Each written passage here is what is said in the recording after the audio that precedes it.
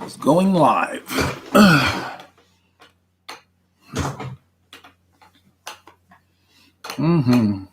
Put the camera down.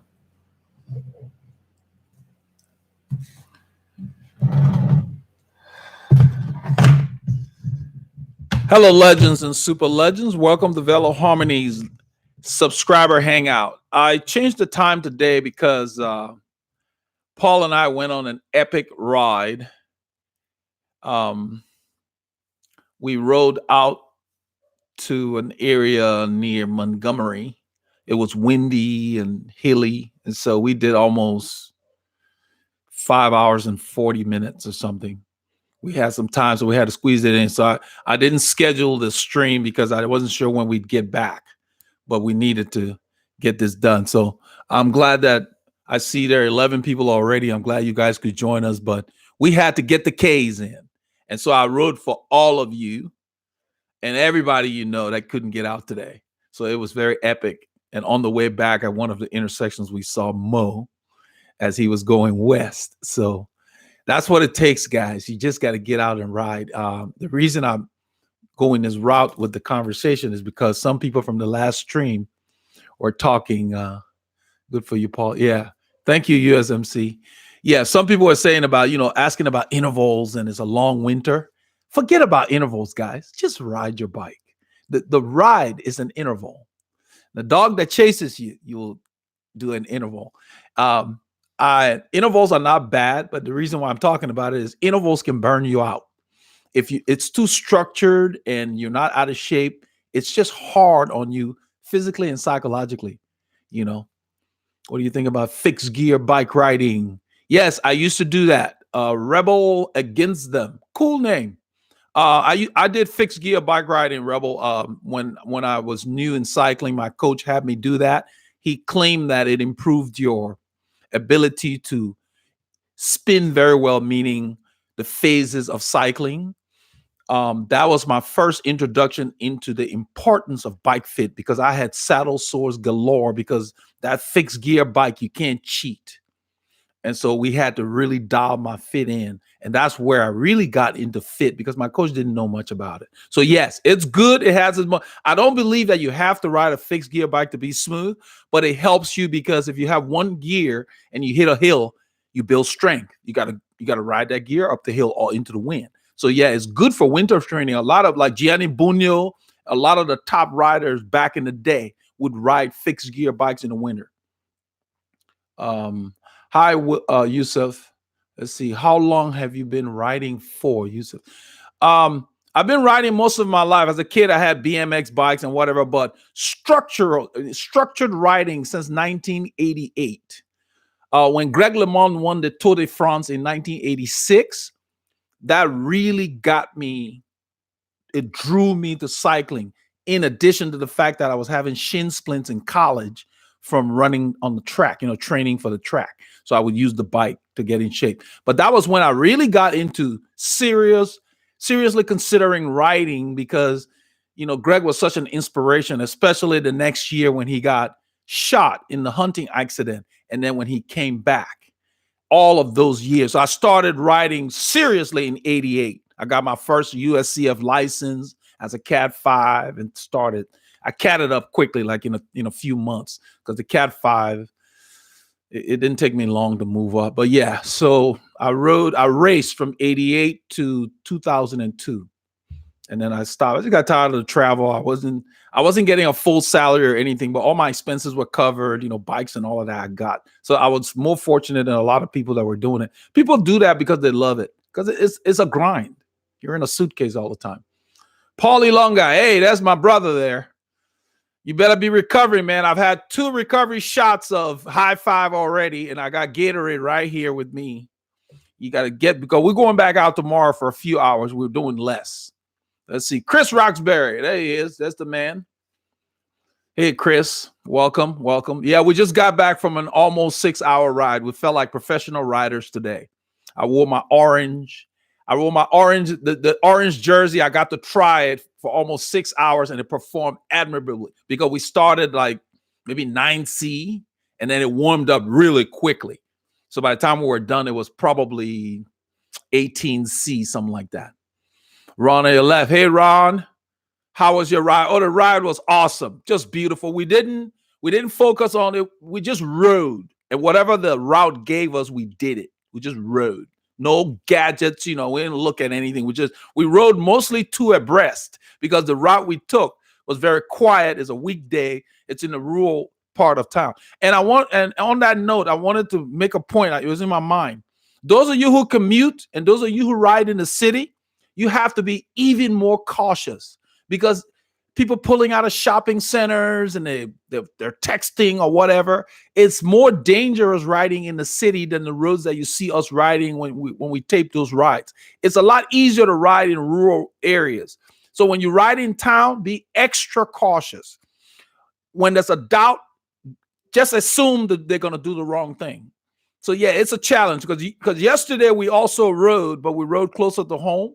And we went to Tomball and we were on Medical Complex Road and all those places. And we went on like the 249 bypass. It was very busy.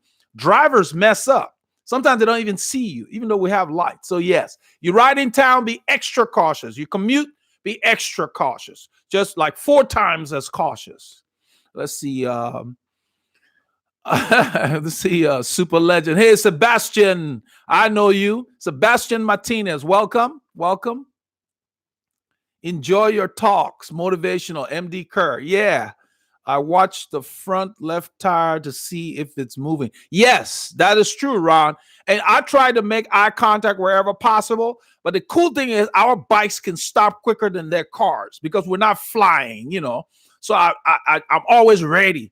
So yeah, so the point I'm making is when you ride around congested areas, don't assume. Just be ready to stop all the time, just like you go into a construction zone. That's the way I treat those areas. We go through busy areas to get out sometimes. And so that's why it stayed on my mind because yesterday we were trying to get through a busy area and it was just a hassle waiting.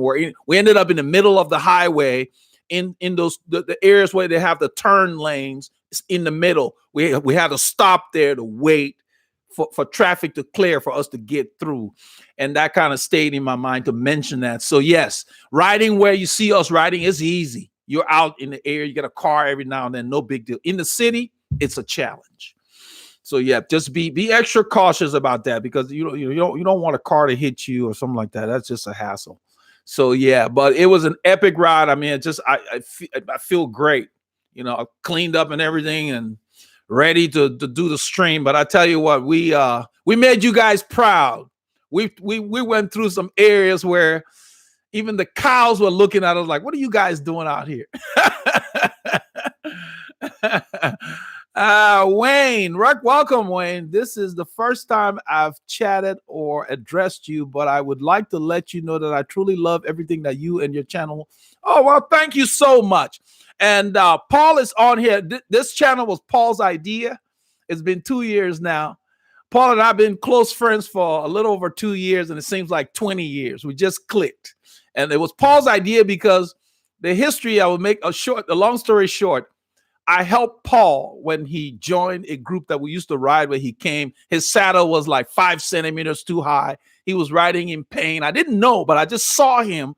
And nobody in the group knew that I did fit because I don't go on group rides and push stuff. And so when I saw him, Alan, who was riding with us, Alan's wife works with Paul at United Airlines.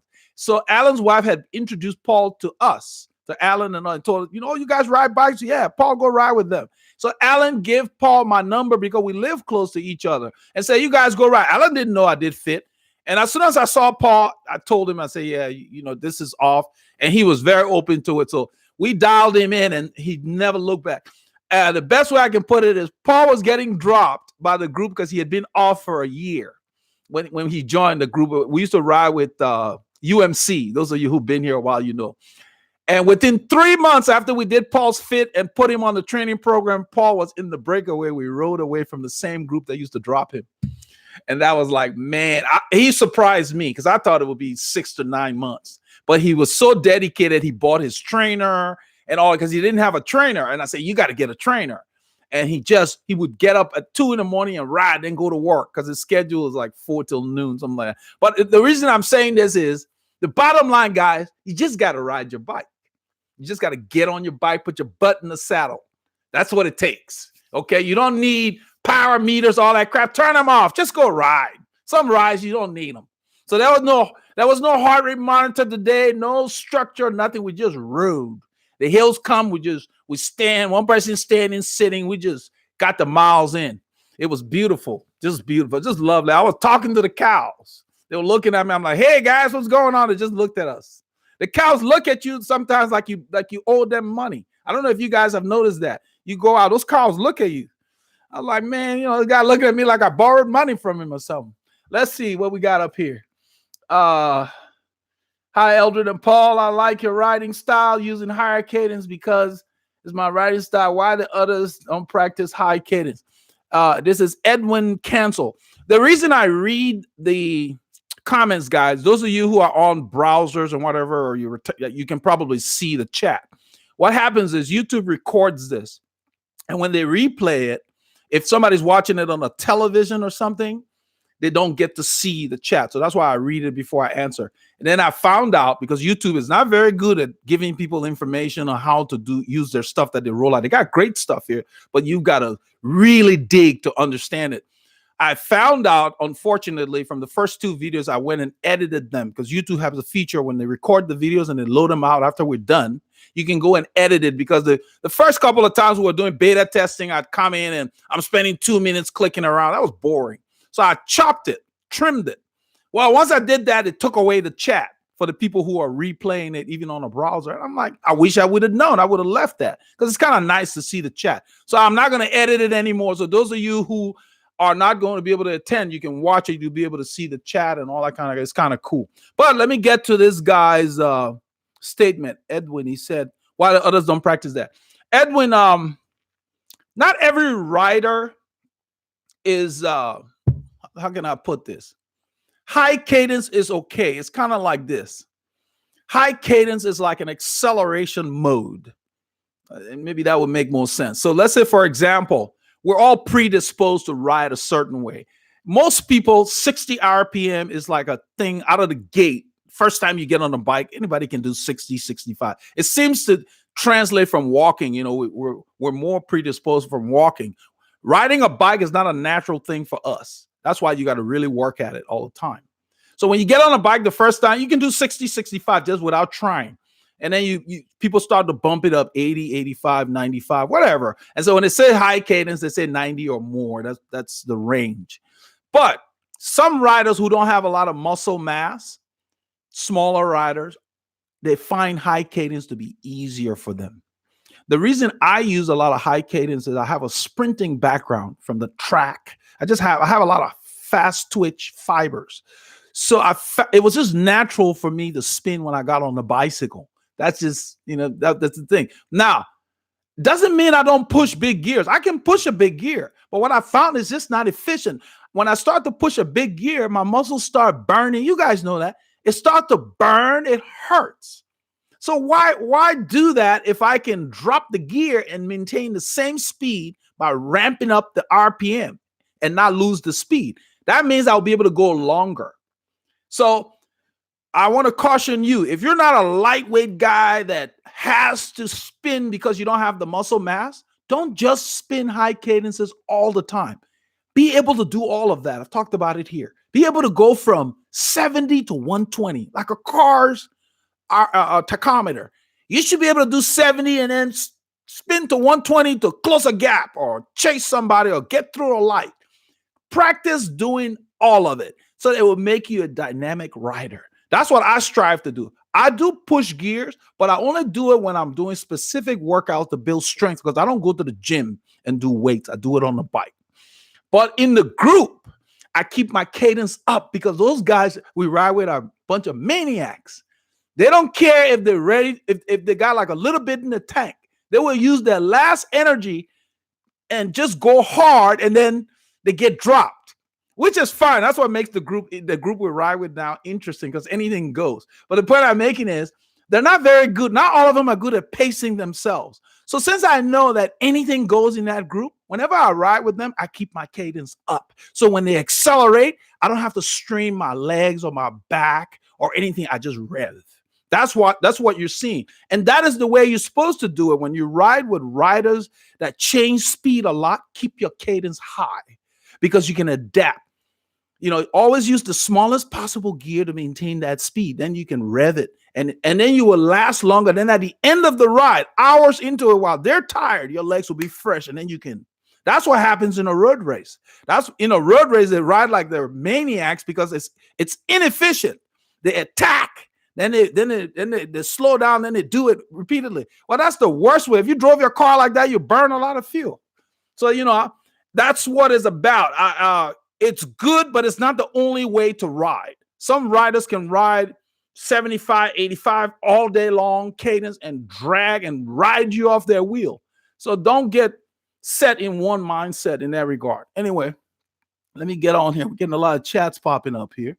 Let's see. Ron, give thumbs up. Paul said, thanks, Azir. I follow Elder Tree. Oh, that's Paul and Azir talking about Paul is the original legend of the channel. When the channel started, I was guaranteed one view. Paul, I released a video, I knew I had one view. And then guys like Simon Moses and some of the other legends early on, because when the channel's young, YouTube doesn't promote it that much. So I focused on just building it. Paul was a source of great encouragement. All he would tell me is, yeah, that's a good one. That's a good video. Archive material. That's a phrase he would use. Every video was an archive material. He said, just build it, they would come. And that's what he did. So it was great to have Paul in my corner. Let's see here. Hey, Jose Santiago. How you doing, my brother? Action Jackson. Action Jackson is one of the guys that is signed up for coaching, guys. He just showed up here on this thing. And I sent him a plan, and he said, I got to print it out. I started laughing. And then I replied and told him you can use it on your phone or something and just focus week by week. I sent him a plan, and it was very extensive for his training because I had noticed that you would tell Action Jackson to do zone 2 and he would start nudging into zone 3. I said, okay, he wants to go harder. So he's like a racehorse. You got to hold him back. So let's see. I have been doing the same, using low cadence on the trainer as weight training for legs. There you go, Jose. How are you doing, fellow chat mates? Yusuf Cotrell. I missed this live. Will be available on YouTube. Okay, this is Michael. I think Michael means, will it be available? I think he means if you miss it, will it be available? Yeah, Michael, when I'm done, they record it and they're going to load it as a video. What I've done is I've prepared a thumbnail so you will see it. The thumbnail will say subscriber hangout, and it will also have a date on it. I'm doing it like a series. So you will be able to watch all of these now. I spent a lot of time figuring out how they work on YouTube because they don't tell you much. You kind of have to do a lot of testing. So yes, I've set up a series on the channel page. If you go to the channel page, you will see all the live sessions on there. So yeah, so if you can't attend, it's great. And that's the reason I'm changing the times. I want to try different times within a few hour blocks of each other so that some people can attend some people, to just get everybody an opportunity. Let's see here. I do agree with your comments about cadence. Dario Same, yeah. You got to be able to do it all, man. You don't want to be a one-dimensional rider. You got to be able to rev to 120, then you click up, click, and hold that speed in a 53.15 or whatever. That's an attack. What's the point of attacking and then slowing down? I hate to do that. You attack, you open the gap, you shift up. That's what Le Mans and them used to do. They would open a gap, shift up, and then sit on that big gear and make you work to catch them. That's how you got to train, man. Let's see. Action. Hector, welcome. Hector Gradical, another one of our supporters there. When this channel started, it wasn't Veloharmony, it was Eldred something. You are correct, Kesari. What happened was I had, if you look on the channel page, they have an about tab that tells you when you join YouTube. I had a personal account on YouTube for the longest time because I would come on YouTube to look up how to fix the toilet, how to fix sheetrock, whatever. You guys know what I'm talking about. That's what I used it for. It wasn't about cycling, just to research. And when you have an account, you can subscribe and you can like, you guys know. That's what I used it for. So when Paul gave the suggestion, I just used the same account and started loading videos. At the time, I wasn't thinking, and then I don't know how soon after that, once I got the idea that it was better to do a branding thing, YouTube allowed me to open what they call a branding account and still link it. So my Eldred account is still here. I just moved everything to this branding account. So I didn't have to open a whole new Google account, the Gmail, all that kind of stuff. That's what that's about. It's cool that he allowed you to do that, because some other platforms you got to re-register and all of that. So I just branched it to where now you can open up as many channels as you want, but that's what. So you saw that, and I changed the name to Veloharmony. I had to go into Google Plus to do that. You have so many changes you can do. So I changed the name there once I decided that, this was something that was taking off. When I started getting about 25, 50 views on the videos, I said, I better just do this. Because when you start, you get 1 or 2 views, you're like, man, is this worth it? So, but I got a lot of encouragement from all the legends. Everybody was telling me, keep it up, keep it up. Let's see. There was a guy named the Green Cyborg. He hadn't been around in a while, but he was one of the early people.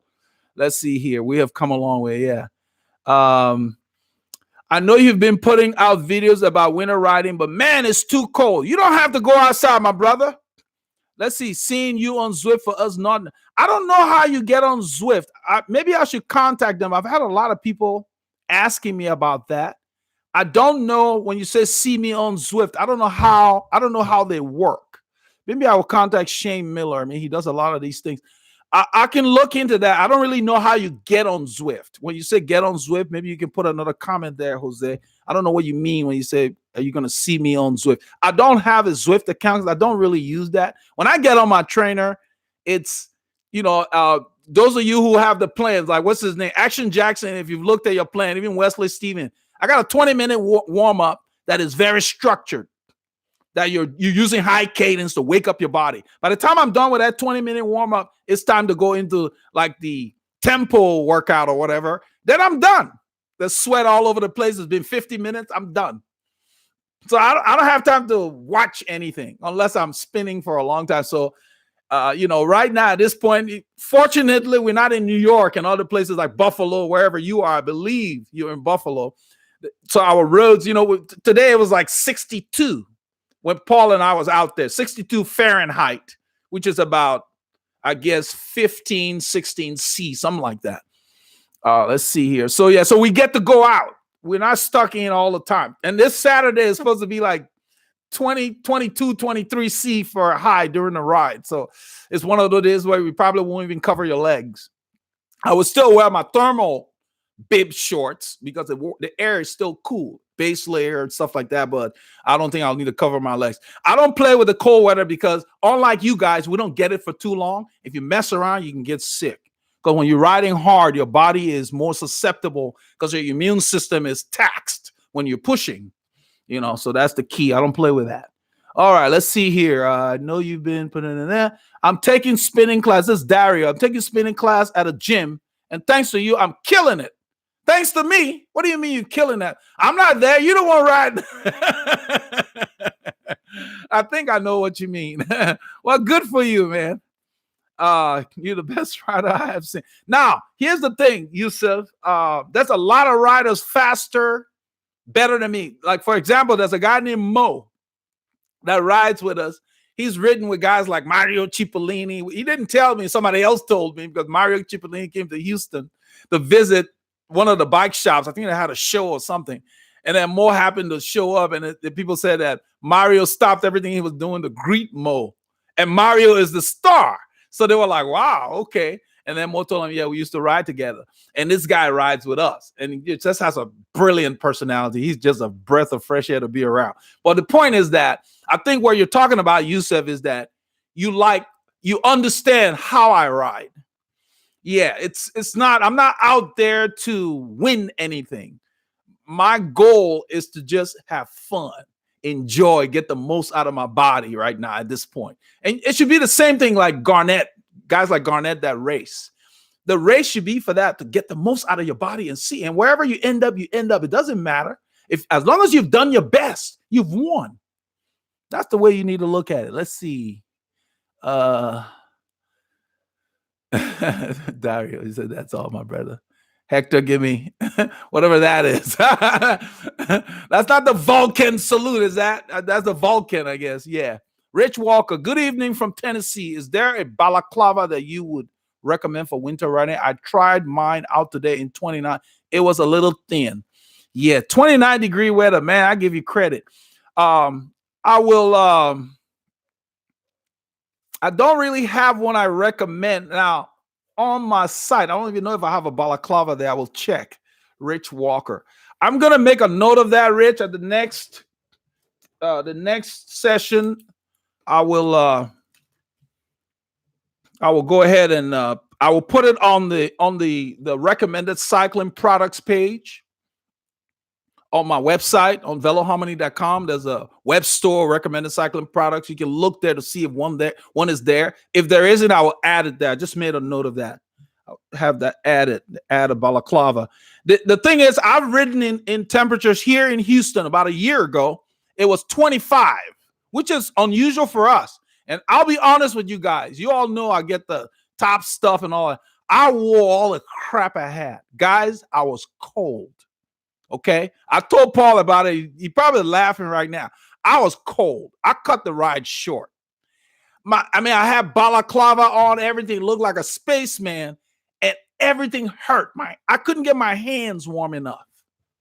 So it was just it was a crappy ride. So I just came back home. You know, I was out there maybe an hour and a half or something. It was just cold. So I give you guys credit. And I guess maybe it just doesn't get that cold down here that frequently. It's just hard because on the bike, that wind chill. So it's 25. It was probably 10 when I was moving. And I just couldn't handle that. I was like, man. So no, it's hard to do. So when it's that cold, if you can get on the trainer for about 45 minutes, great. But yeah, I will look into that. I'm sure they've got warmer balaclavas out there. I know for a fact I've got one that I've done a review on from Rafa that covers here, but it leaves the head open. And maybe you could put a hat on it. It's a thick merino wool. But I will see one that I can recommend and put on that site. Let's see here. I always love Texas because of you, my brother, and I can't wait to go there to ride. Oh, yeah, it'd be great to have you come down and ride. It was great. We had Joe come down here. It was great. The funny thing is Joe came down to ride with us, and the guys at Team RR were blown away that, you know, because we've told them that we've got a lot of people that bought our jerseys all over. And when the guy showed up from Dallas, it was like they had to catch themselves. Like, these guys were not pulling our chain, you know, like this guy came all the way here just to ride with them. And I was like, yeah, it's fun. The guy's seeing us ride. So Joe had seen enough of the group rides. He'd seen the roads, and he was telling us the roads were great, but it was nice for him to come because he started remembering. He said, yeah, I've seen this road. And so it was great for him to come and actually ride with us. So we love that. Anybody that can come join us is always a lot of fun. And it ended up being that Joe's a good climber. So he and Victor were playing around in the climbs, you know. So it was great to see. Let's see here. Kissery says she likes Veloharmony better. Yes, the Veloharmony name was made. I made that up because I didn't want to call the channel Bike Fit channel. Bike Fit is almost like a keyword. Okay, I didn't want to do that. So I took the word vélo from French, which means like velocipede, the bicycle, and then harmony. So harmonizing the bicycle and yourself, in essence, is the reason for having a fit. That's what Veloharmony. So I made that up, and then I put that byline. It all begins with fit. So a lot of thought went into it. A lot of conversations with Paul back and forth. A lot of stuff I come up with, I run it by Paul. I say, if you were, you know, from an independent standpoint, what do you think about this and all that? So we do a lot of brainstorming to come up with these things. Let's see here. How do you keep your feet warm in 0C weather, please, apart from thermal socks and overshoes? Pinot Grigio. Pinot, on my website, let me just put the link here for Pinot. It's just be easier. The one that I used, that I bought, and I just did a review on it. What is it called? The Endora freezing point. There is a video that I just released, I believe, within the last week or so. I will just put the link here so you can go and look at all the overshoes that I have out there. Let's see. Let's move. I'm going to move the mic.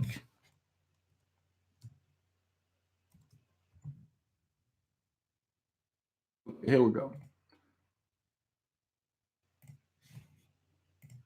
This is for you, Pinot. That's the link to the overshoe. And you will see everything. Just scroll down when you get there and you will see the Endora freezing point overshoe. That has fleece in it. Then you can go in the channel, also search under the same name on the channel video. You will see my review of it. It's a very good overshoe for very cold weather. Because I don't believe in wearing too much crap when it's cold. I'd much rather wear something very warm than multiple things on my feet. Because my shoes fit me too well to pack a lot of stuff in there. I'd much rather put something warm on top. Okay, let's see here. Dario. Is there? Okay. Michael Farzan, would you please talk about tubular tires? What are the benefits? Man, they ride great. Benefit-wise. Cons, they're expensive. And then you got to fold up a tubular tire to take as a spare. And then you got to glue them to the rim. I raced with them because I didn't have to glue them. We had somebody that did it at the bike shop. But I wouldn't use it today because it's just not as practical. If it flats, you can't really repair it. So you have to buy a new one. And they're expensive, $75 and up, probably more. They take a higher pressure, they roll really well. But nowadays, if you take a high TPI tire like a 4000 Continental 4000 S2, I guess, or whatever, they got the 5000 now, or some of the Michelin's, the top racing tires, and you put a latex tube in there, you can get close to the feel of a tubular tire. That's what I use on the orange bike. I have latex in the Continental tires I use. So that's more practical. If it's just a tube, I don't have to throw the tire away. That's the thing with tubulars. They're a hassle. Gluing the tires is not a lot. It's not fun because you have to glue it and you got to let it sit long enough. You can't just glue it and go ride. You have to prepare it ahead of time. And you got to let it cure before you can go ride. So, yeah, the practicality, is not there. I'm sure some of the pros still use them because they don't have to deal with it. The mechanics do. But quite a few of the pro teams are using clinchers now for that very reason, because the technology has evolved to the point where, and in a few years, probably the tubeless tires would get to the point where clinchers are now. Once they evolve to where it's not practical to use clinchers anymore, probably more people will start using the tubeless tires. So yeah, I wouldn't recommend that if you're just riding around or whatever. But if you're doing serious even now, the people that race, they use clinchers. Most racers are using clinchers. It's just more practical because you can get the same feel. I hope that helps you. It's just too expensive to keep up with. Let's see here. Yes, this plan is very detailed. Action Jackson talking about my plan. Use the plan in this manner, Action Jackson. You look at the week that you need, week 1. That's what you're starting with. You go to week 1 in the soft copy, however you're going to use it, your phone, your computer. There are links in there. When the workout pops up, you click on it, it will take you to that workout. And then just try to familiarize yourself with it before you get on the bike and say, okay. And when you get to that workout, there are recommended warm-up routines. So you may want to just print that 1 week and print the related workouts and have those 3 sheets. I play the guitar and stuff, so I use my music thing that I put my music on, and I will put those workouts on it on a trainer when I'm trying to learn a new workout. You could do something like that, or just lay it next to a stool or on a stool, and then you pick it up. Once you do it a couple of times, you will see there's a pattern to each workout. You will get to know it because I set it up to where it's a process so that as you get stronger, you can change it and do more because the durations are just suggested durations.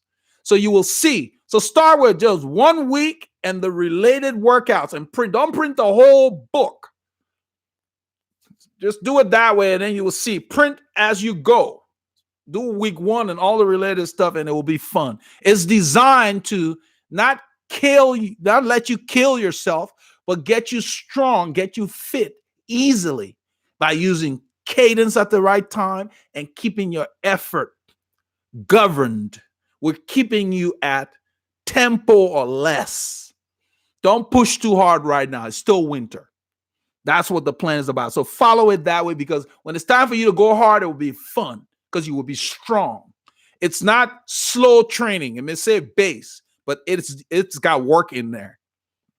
And as I said, when you come to the weekend, if you don't have the hours, do whatever time you have, but just try to stay with the pattern, because that's what the body gets used to. And then just riding becomes automatic. Okay, let's see here. Shane Miller does have a video. Look up. Okay, yeah. I will check it out, Jose. I will check it out. Let's see. To be honest, working with the training plan causes you to focus so much. You know, exactly. There you go, Action Jackson. Well, Action Jackson is saying that working with the training plan that I said, you can't get bored on a trainer. You've got a routine, and it's fun because you're doing different things. Some of the stuff you would do like 30 seconds, spin out. Then 10 seconds, 120 cadence. So you got stuff to focus on. Before you know it, an hour's gone. You're done. It's fun. You're done. And you're like, sometimes you just keep spinning. That's what I do. I do it and all day I repeat the one. You can do the warm-up as a workout if you repeat it, because those high cadence workouts, they're hard on the body. It's kind of like going to the gym and lifting 20 reps with light weights. You're still going to get a workout, but you're not going to be killing your muscles, but you're going to be out of breath. It's going to clean your pipes out. That's the way you lose weight. So there's another guy who signed on for coaching, and he's trying to drop weight. That's the plan I'm putting together for him. He doesn't have as much time. Action Jackson has more frequent available times. He can work out more days than the other guy. So I had to give him a different plan than the other guy. The other guy only got 3 days. I managed to squeeze 5 in, but I told him 2's optional, because the more you ride, the easier it is to lose weight. You don't need to ride long, but just frequently. But he's only got 3 days. I'm like, I don't know if you're going to be able to lose as much weight, because you're off like 4 days. And those 4 days you're eating. You're eating several meals a day. That's the challenge. So frequency is better. And it's better to have at least 30 minutes every day than try to kill yourself for 3 hours. Do what you can. And then every now and then you ride long. We rode long today because we were like, we got to get out there. It was a beautiful day. It's warm because it's been cold here. 40 here feels like 28 in Colorado or other places because of all the humidity we have. So when it warms up, we break out. Let's see here. 62 is short sleeve for us. That's Jose.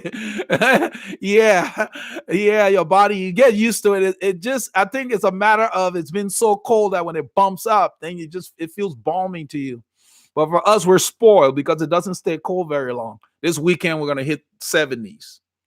He said, I'm killing it right now in the gym bike. That's Hector. Hector Graticos is in the gym bike. Farmer 2702, what are your thoughts on cycling with Afib? Just make sure you get a clearance from your doctor, because that's like a heart issue. Just make sure that it's okay.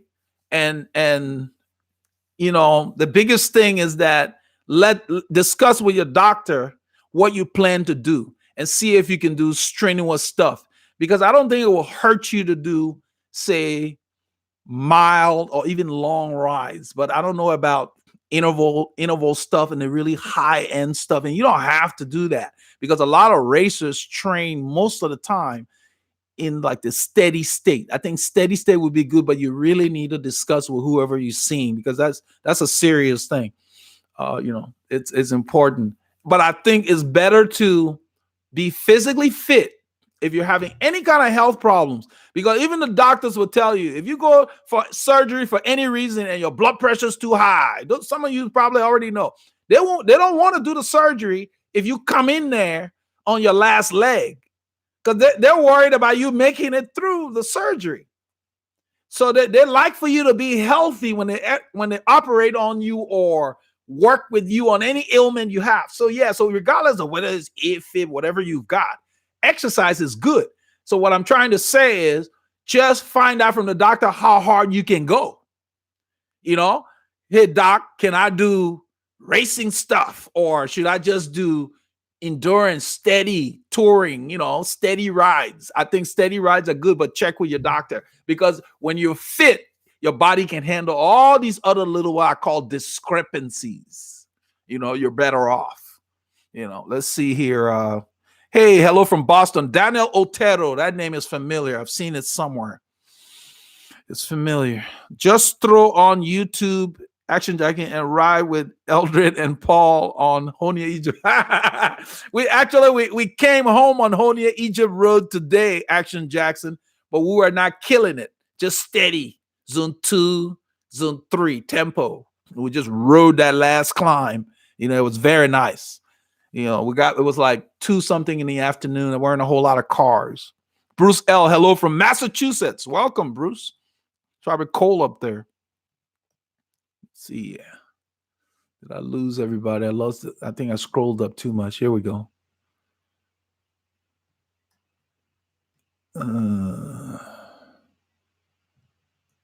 When are you going to have Paul on your live chat, Chris Roxbury? Yeah, we'll just have to schedule it, Chris. It's a good idea. Paul's been in the studio before. Paul was here. It's just Paul hurried and got home to get ready so he could attend the live session. But today was not good for our schedule. We'll plan that. Let's see. I'm trying to get back where I was. I scrolled up too much. All right, here we go. This is somebody named, I'm going to try to pronounce it. Forgive me if I mess it up. Gyasi, I think. Scott. Gassi Scott of the G is silent is Yasi. What's up, my man? I've been looking at a lot of your videos. Now when I ride, your theme music pops up in my head. Well, join the club. The funny thing is that theme was accidental. When I started the channel, I read up. I spent 6 weeks online studying film school, learning about copyright-free music, all the rules, learning how to edit, all that stuff, because I felt like if I farm things outside, it would be more expensive and it would be more time. If you make a video and you send it to someone to edit, it will take forever before you load it on the channel. So I wanted to do everything in-house. And so I got copyright-free music, and I found that one, and it was the only one. I was using different music. If you look at the early videos, people complain some of the music was too loud because I was using iMovie software, which is okay, but it's not pro level. This was before I upgraded to what do they call that? FCPX, the thing they use in Hollywood. Yeah, I had to buy that, because the iMovie was free. Well, playing with the different tracks. Every time my daughters would come while I'll be editing, they would dance to that music.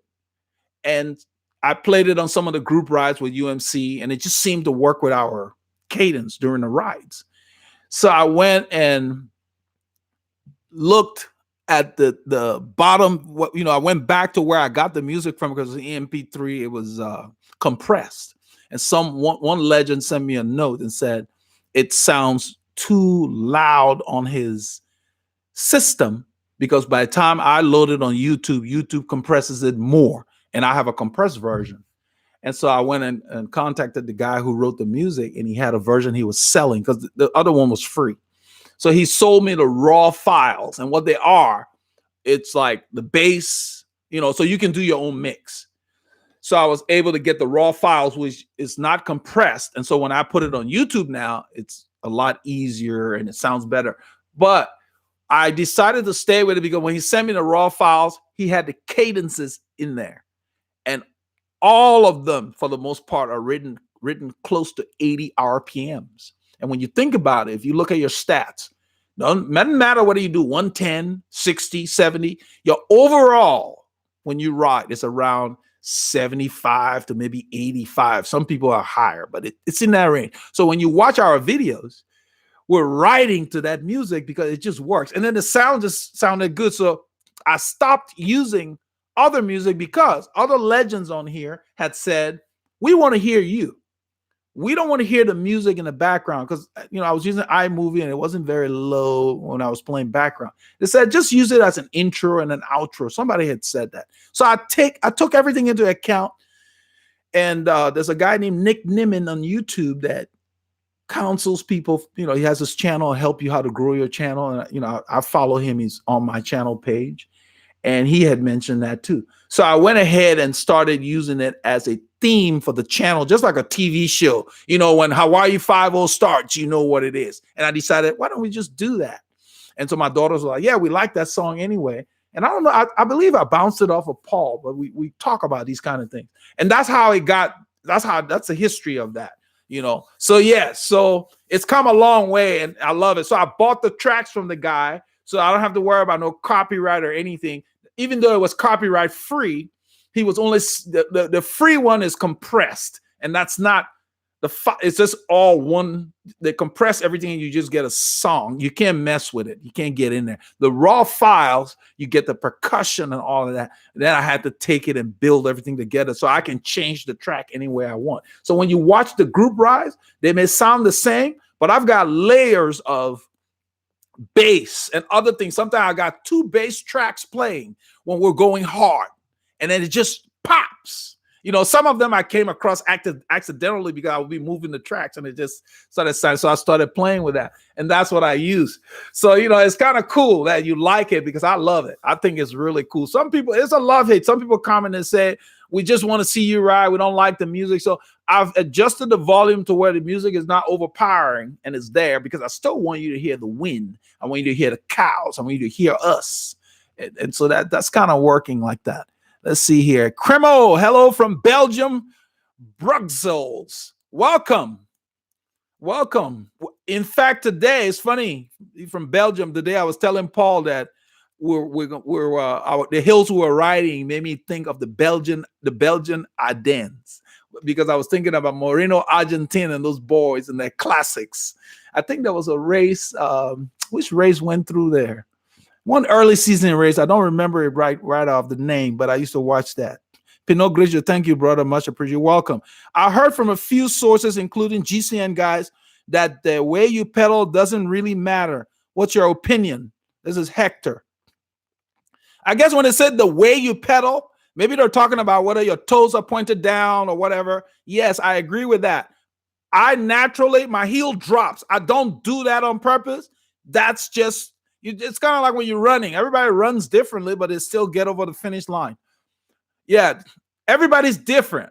The bottom line is that you just go through the phases of pedaling. That's not what they're talking about. What they're talking about is some people pedal with their foot flat, level. Some people pedal with the toes pointed down. I drop my heel when I'm down, when I'm pedaling. That it just happens naturally. I don't think about it. That's just what my body does. So yeah, don't worry about that. Just whatever gets you there. I mean, it doesn't matter. Whatever works. So yeah, they're all right. How cold does it get where you live, where you ride? This is a Wild Tom Appeared. I remember him. Our average temperature, because that's what I have to give you, because we have extremes. And last year, some of you guys saw it snowed, and then 2 hours later, it probably thawed or whatever. But yeah, so average temperature is probably, let's say, 40 Fahrenheit. And I don't know, it's 3 or 4 C, I guess.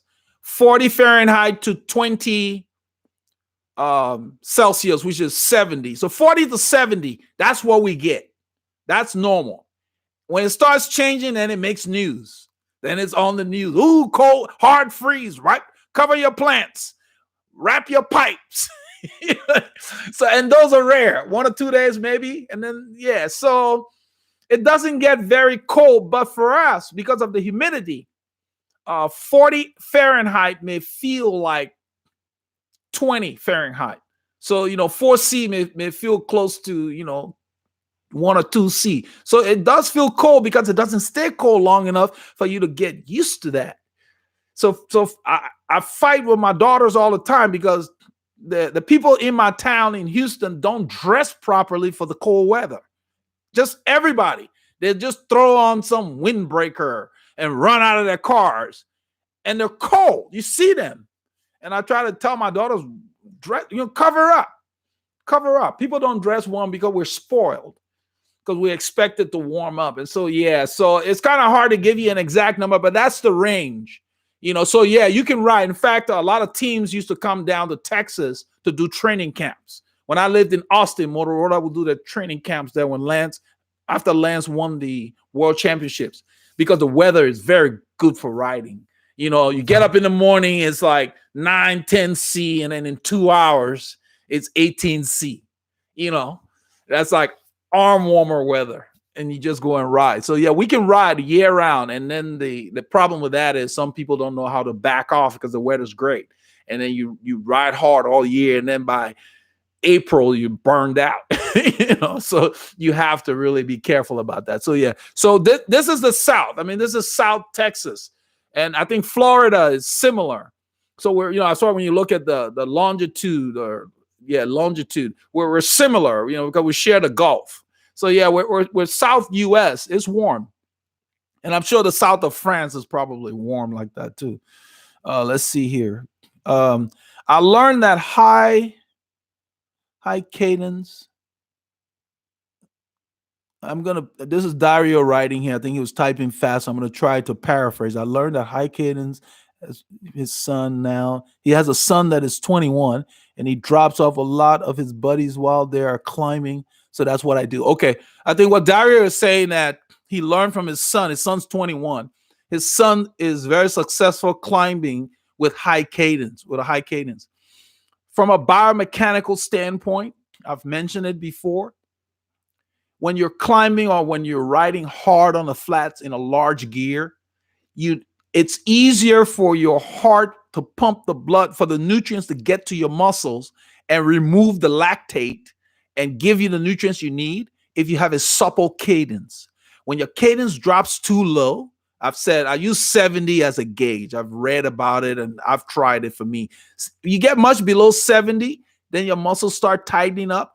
You don't recover. Your recovery means that the lactate is not getting out of there. You're not getting, so you can't continue as long at that level. That's what he's talking about. So when you're climbing a long climb, and Paul and I have talked about it, when I'm climbing with these guys, even though it's like 6%, if it's long, a lot of times I will drop it on the 39 and go to the 17 in the back.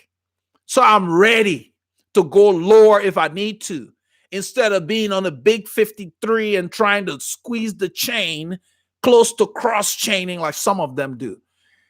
Because I'd much rather be in a gear a little lower than I think I need, so that my legs are fresh. Because then when you finish that climb on the downhill, you can still ride. You don't have to worry about resting.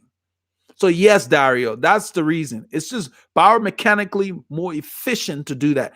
Even if you're cruising, you find the lowest possible gear to hold that speed, because then you're using your muscles efficiently. Okay, let's see. When are you going to have, this is Chris Roxbury. When are you going to have Paul? I've already read that. Yeah. I meant, and then Dario said I meant high cadence for my son. Yeah. Okay. I got that. And this is Paul. I'm here, Chris. Okay. USMC 5900. He said, so if you put on a spare tubular tire mid-ride, I assume you can limp him without gluing it on. That's a very good question. Yes, USMC. What happens is when you glue the tire to the rim, the glue sticks to the rim, of course. So when you peel off a tubular that has punctured, there's glue on the rim. So when you put the new tubular on there and you air it up, tubular rims don't have the tight, I guess the edge where where the casing of the tire pops in. They're more subtle because they just kind of sit on top. It's almost like a concave surface. So they just kind of sit on top. But what ends up happening is you're not going to be doing radical cornering and whatever. You can ride because it will stay there, but you don't want to be taking drastic corner because you can roll the tire off the rim. And that has happened, especially if somebody doesn't glue a tire very well. whether you fixing a flat or not. If they glue it at home and don't let it cure and just put it on the bike, many a rider have rolled tubulars off the rim, and that's a crash waiting to happen, depending on the situation. So yeah, you will be limping home. But what the pros do that use tubulars, they have other rims that are glued properly. So when they're flat, they pull the rim off the bike and put another complete on there. But you everyday guys that carry extra tubular, even the pros when they're training in the wind, a lot of the pros don't really train with tubulars anymore for that very reason. But guys back in the day when I raced, they used to use them. And yes, you put that on there, and then you got to ride carefully now. That's not the time to be seeing whether you can nail the apex very well. So, you keep that bike straight. This is Cresmo M. Our cameraman Paul is here. Oh, he's greeting Paul. And then Omar Gardner. Great that you're doing live videos now, watching from Turks and Caicos. Oh, yeah, the islands. Well, I'm glad you like that, man. This is just something we started trying this week, and it seems to be popular, so I figure we'll slip one in. It just breaks things up. Instead of me just talking at you guys all the time, we can chat. Let's see here. You said that it's cold there, and now it's around 68. Yeah, here is 31. Really windy. With 68, I'll be at the shore and not even thinking about. Yeah, it's 68, but if you go outside, it's probably like 62, I think. But no, it feels colder than the actual temperature because of our humidity.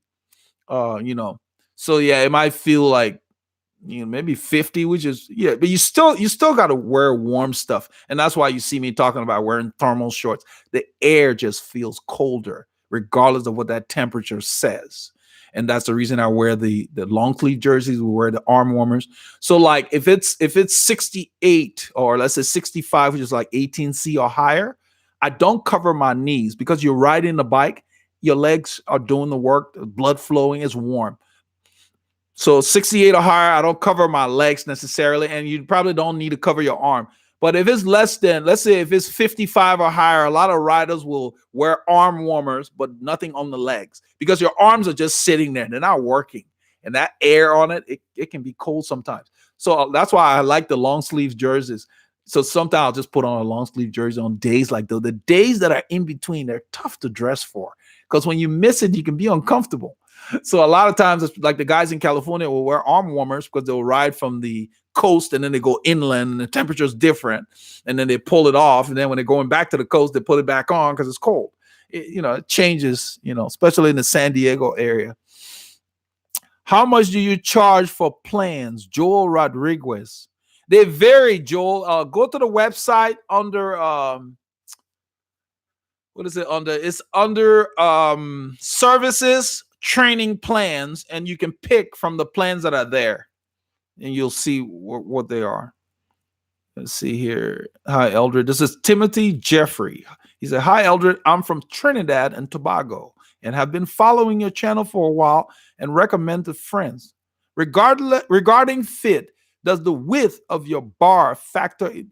Yeah, your shoulder. I have a video out there. If you look in the bike fit video, Timothy, the bike fit playlist, just go to the channel and you will see, if you go to the channel page and you just scroll down, you will see the bike fit playlist. It's in there. There is a video for your how you measure your handlebar based on your shoulder width.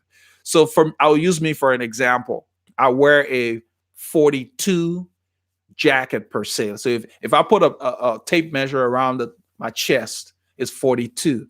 So I ride a 44 centimeter bike. I hope that makes sense. So now the way they measure the bars, not bike bars, the way they measure the bars is from the center of the circle of the bar that you hold, center to center. That's how you want to measure it, not the outside. So you want to get something that's 2 centimeters wider than your shoulder. That works.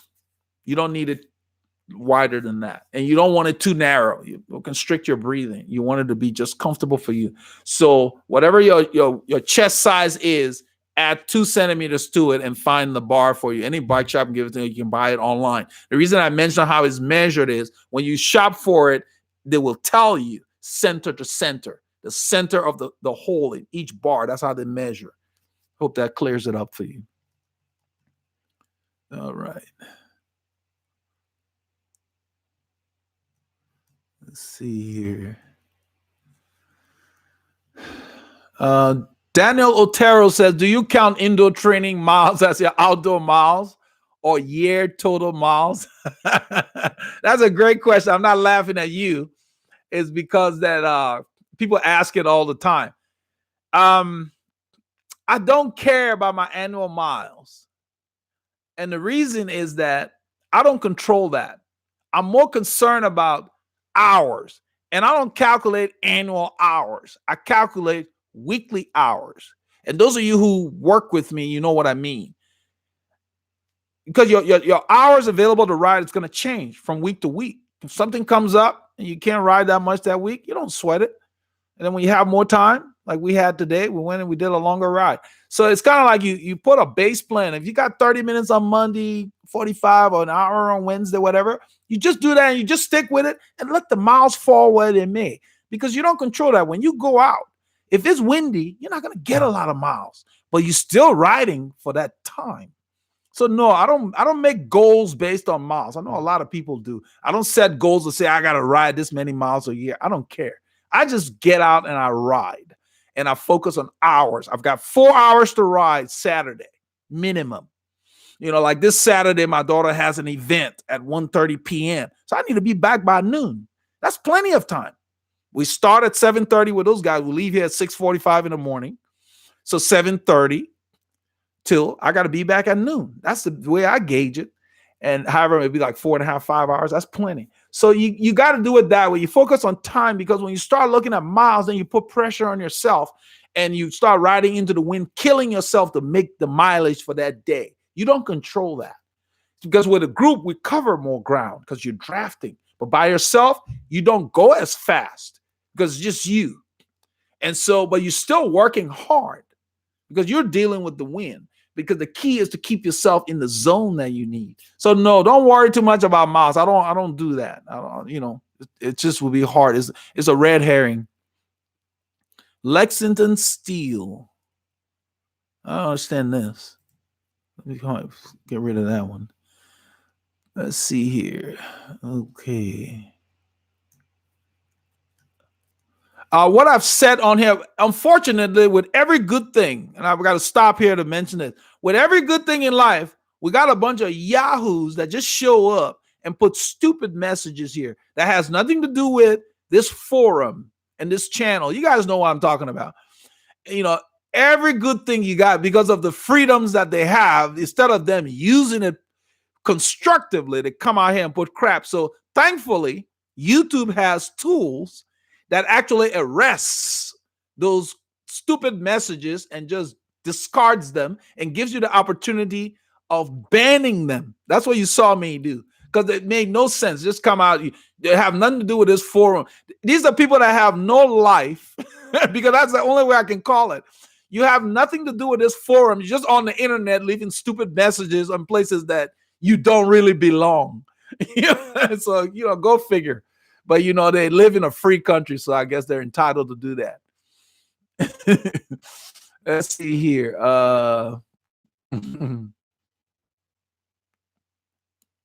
Dario said, but I respect the fact that you guys play safe. The same in Cuba 68 is cool for them down there. Yeah, you're right. I don't mess with the weather, because being sick is a waste of time. You can't do anything. You're just around waiting to get better. I ain't got time for that. So I just protect myself that way.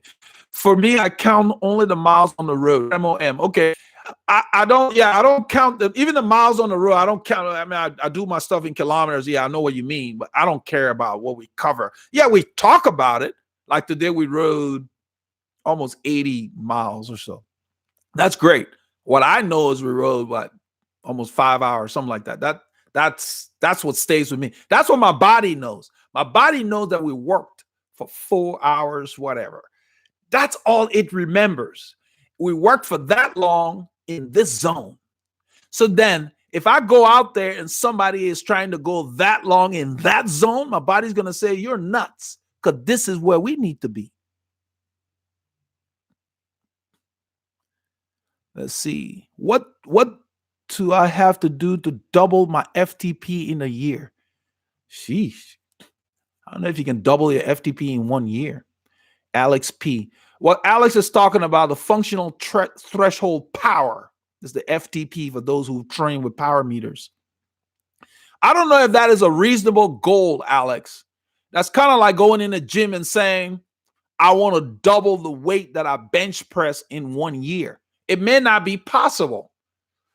And it's not possible for me to give you an idea because I don't know your capabilities or whatever, or your dedication or whatever. So you kind of have to get a little more practical on that, on your goal, in terms of, instead of thinking about doubling it in a year, what you probably should think about is, okay, how do I just keep nudging it up? Now, if it takes you a year to double it, great. It may take you more than a year, or it may take you 6 months. I don't know.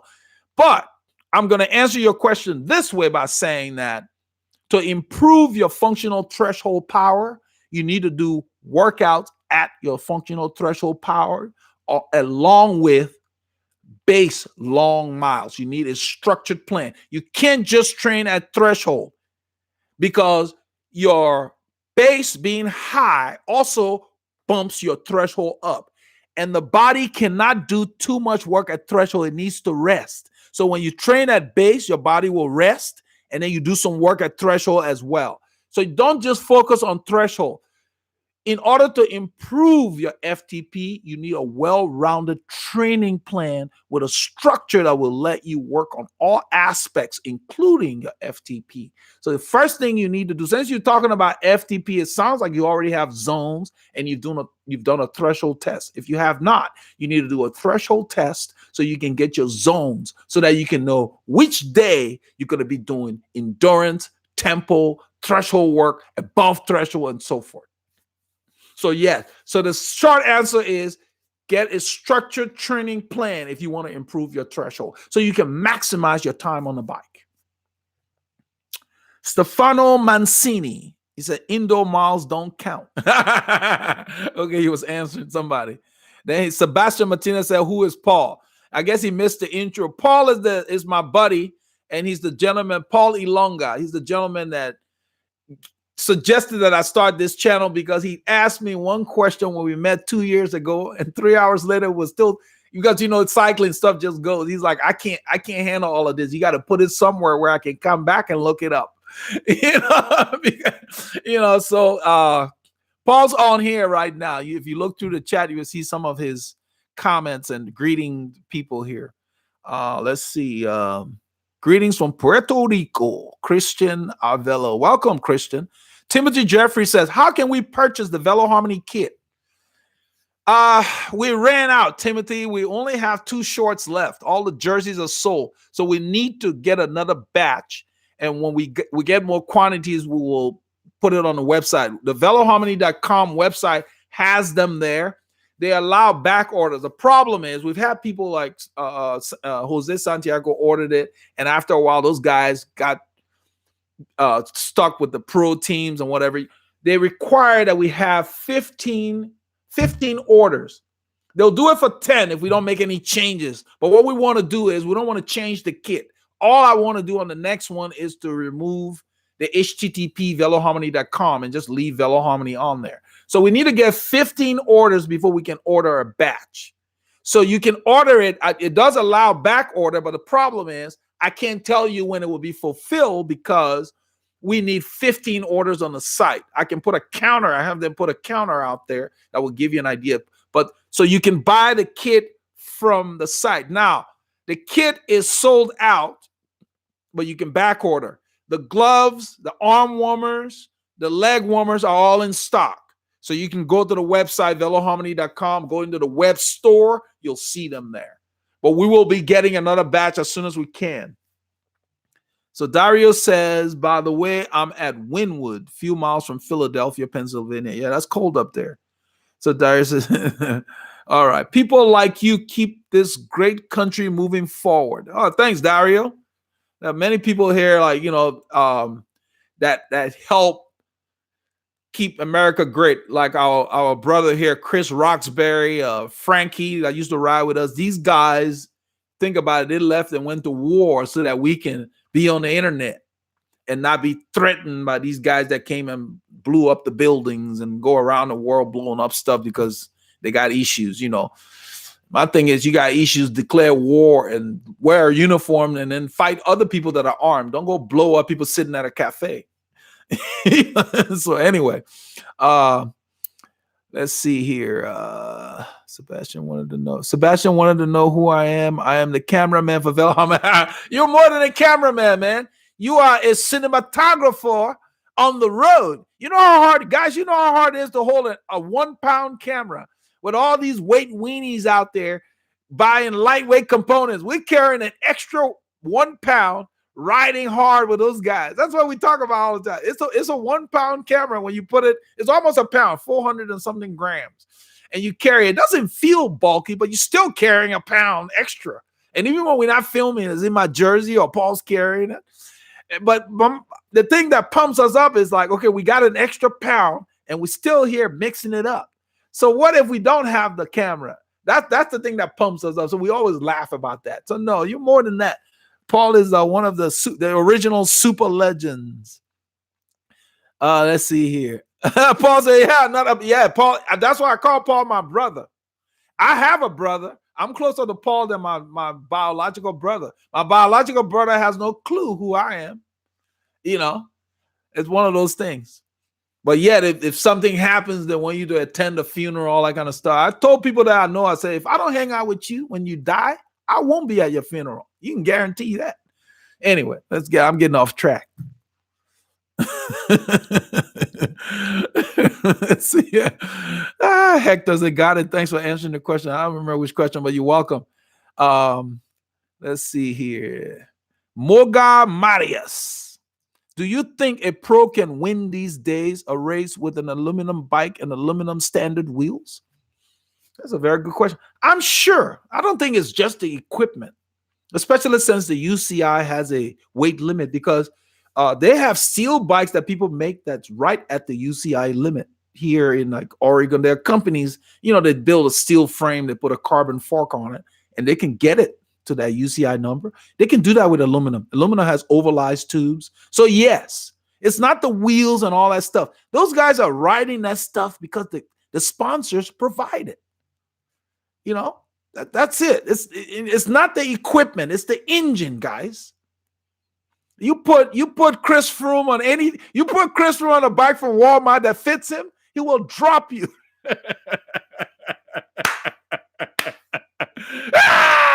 He will drop you up the next mountain climb. That's just what they do. It's just no. It's not the equipment. So don't feel like you have to buy a carbon bike because the pros are riding it. A lot of those guys, when they retire, they go and buy different bikes. They don't necessarily buy carbon bikes. What's his name? Miguel Indurain. When he retired, he went to get a bike. That was an article I was reading. He went to get a bike at a bike shop, and in the article, they quote him. He said, I didn't know these bikes were this expensive. This is a guy who won the Tour 5 times. You all know. He didn't know what the bikes cost because they don't think about that. They're protected. The team takes care of that. All they care about, the bike's ready, it fits me. They don't deal with what it costs. He had no idea what the bikes cost. I'm kind of surprised he didn't keep any of his team bikes, but he went to the shop to buy a bike. He said he didn't realize the bikes cost that much, because what we talk about all the time, he was blown away that the bikes were costing that. The bikes, that was his point, So anyway, it's not the equipment, it's the engine. Let's see. Dario says, use it if you don't have to pay anything to me. That comes with me. Okay. Let's see here. Azir. Larry Earp went. Okay, Larry, see you. Larry had to leave. All right.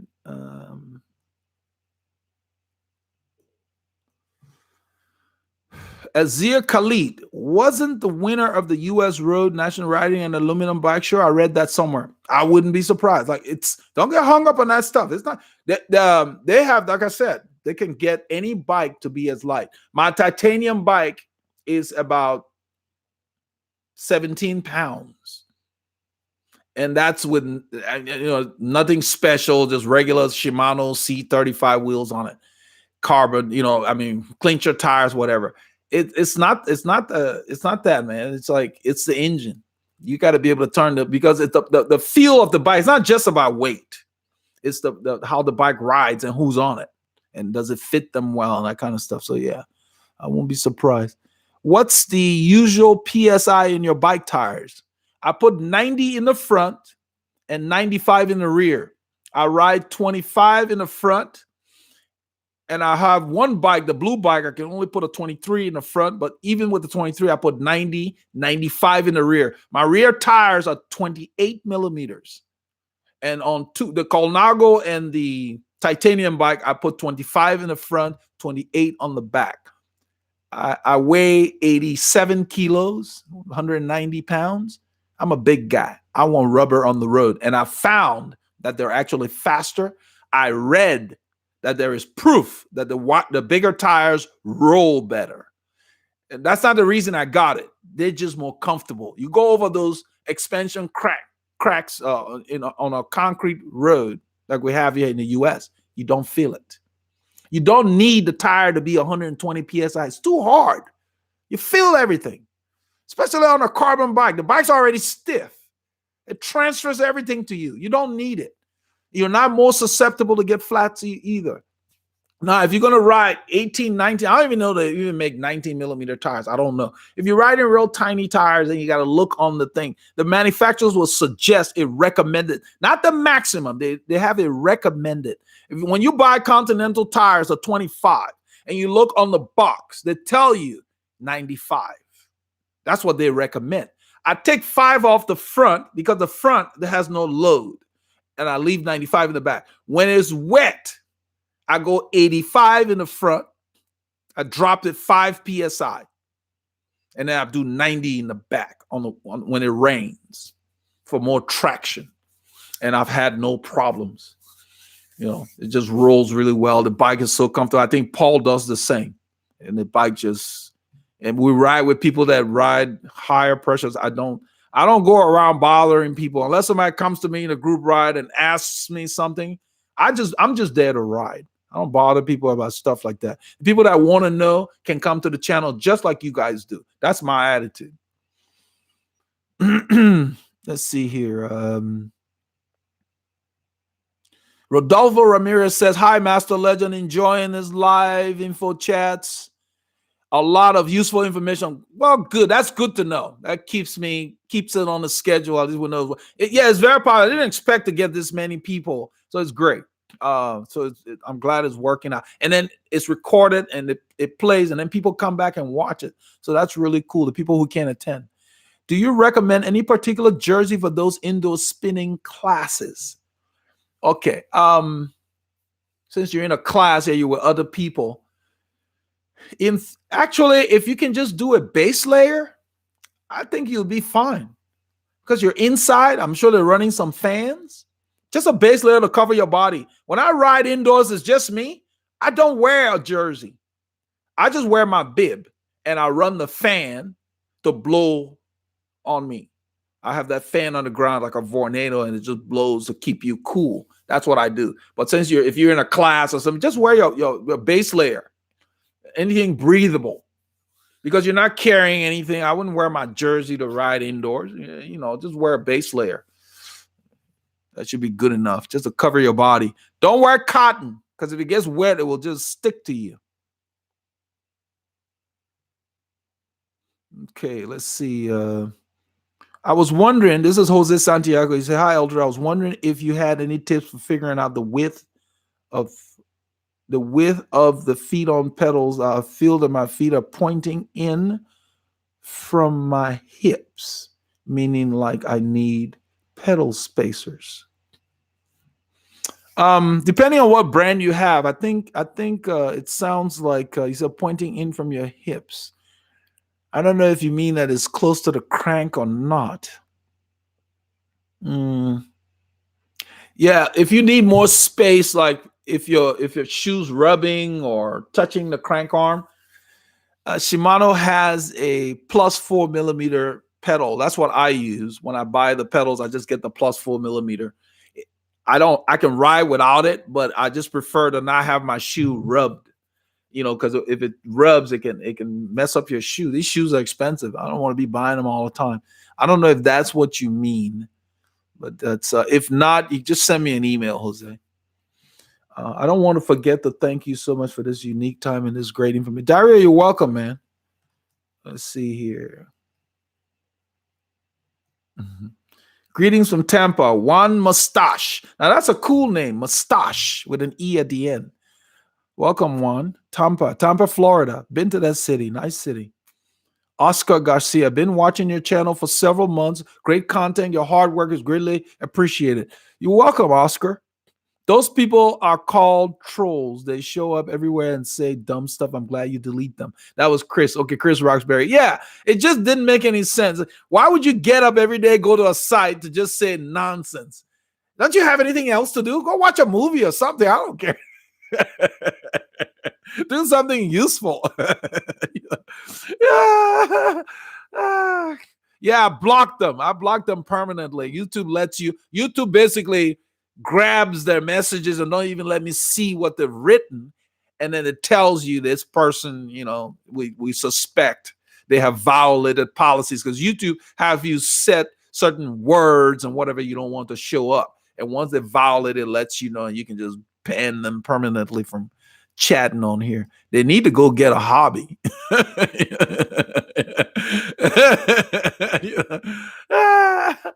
Oh, man. Let's see here.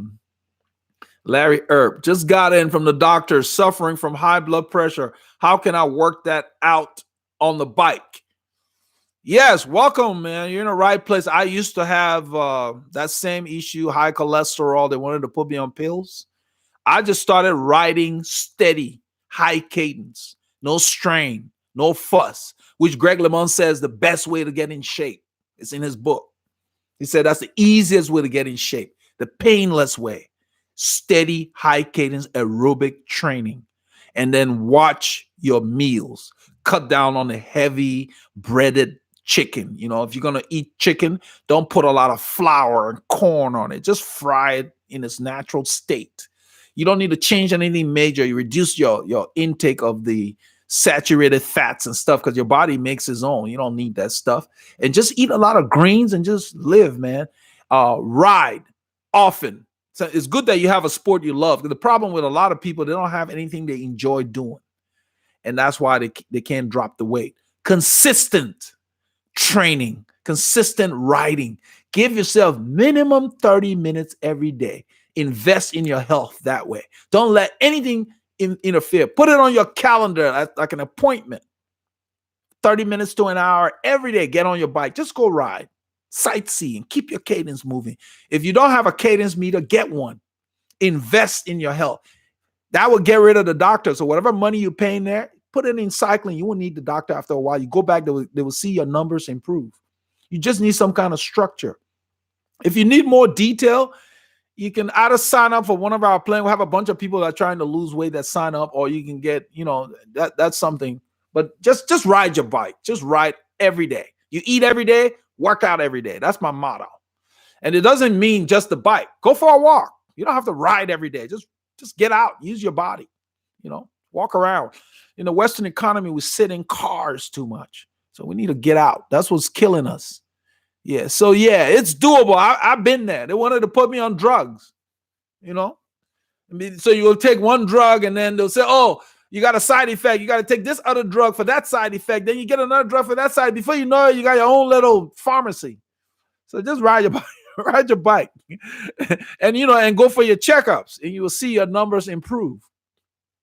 Somebody on here, I think it was somebody on here. One of the legends said that the doctor was saying that the doctor was saying they needed to get a bike because the person's numbers had gotten, their health had improved to the point that the doctor said, I need to go get a bike, something like that. It was a while back. So yeah, just exercise. It's just, we slow down when we're not kids anymore and we get a job, we wear a suit and we sit around. That's what happens. Let's see. Riding with Sarah, good day from Montreal, Canada. I bet you it's cold up there.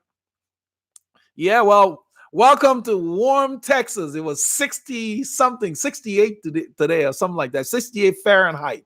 which is probably close to 19 C or something like that, Celsius. Somebody told me to stop saying C when I say Fahrenheit because Celsius doesn't get the credit if I don't say Celsius. The guy took the time to send me a note about that. I said, I guess it's important to him. So it stayed in my mind. He said, you're not giving credit to the guy who came up with it. Somebody from Houston. It says Toyota Sport. Interesting name. Well, welcome, neighbor. Larry Earp. I'm in Philadelphia. Philadelphia is, that's where the Liberty Bell is. Welcome. Isn't that the city of brotherly love also? I think so. Let's see. Yeah, I think it's a city of brotherly love.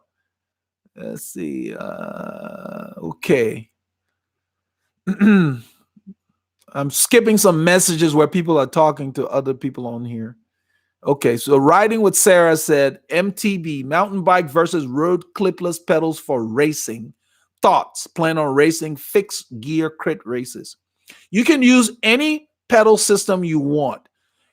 Now, I guess your reason for using mountain bike pedals would be that maybe you walk a lot when you ride your bike. I don't know. If you're doing fixed gear stuff, that's what I'm reading here. Fixed gear crit, so specific that I don't know. I guess unless you just want to keep the shoes you already have, but since it's so specific, and if you don't have mountain bike shoes already, and you're trying to say, "Hey, I already got these shoes. I don't want to invest in some other system," they would work. But if you don't, and you're just deciding, then you need to just get road cleats. They'll just be better. You get a wider platform. Transfer of power is better, But for something so specific, if you were just riding a road bike and you want that, that's fine. But fixed gear crate races, it seems like that bike is just for that. But if you already have other bikes and you want to use the same system, that would work too. As long as you're connected to it, you'd be able to spin. That's great. That would work. Larry Earp. Yes, there are lots of riding clubs, group of nice rides going out of the city. I think Larry's talking to some. So Mr. New Life 1968, I think. He said, I run 32 millimeter. Our roads in Connecticut are terrible. We got our share here in the city. That's why we go out, the farm areas. It seemed to there's not a whole lot of people using the roads. They seem to last. Yeah, 32. Yeah, 32 is fine too. I think a lot of the cross bikes, cyclocross, gravel bikes, 32 probably is standard. They're good. They're fine. They don't slow you down. People get hung up on these things. Once the research came out that said the bigger tires rolled better, then the pros started doing it, and everybody like, oh yeah. So when I raced, people were riding on 19s and all that. I just used to use 23s at that time. But yeah. Eric Nell from San Diego, welcome. And let's see. Can you discuss air pressure? Eric Nell, there are too many different views on the subject. I have 25 millimeter Continental GP 4000. That's what I have. He weighs 200 a ride only on the street. 210. You're just a little heavier than me. That's what, 20 pounds? I ride 90 in the front on my 25 GP 4000 S2. That's what's on the side anyway. Same tire, really. And because it's comfortable. And I think it would work for you. Play with it.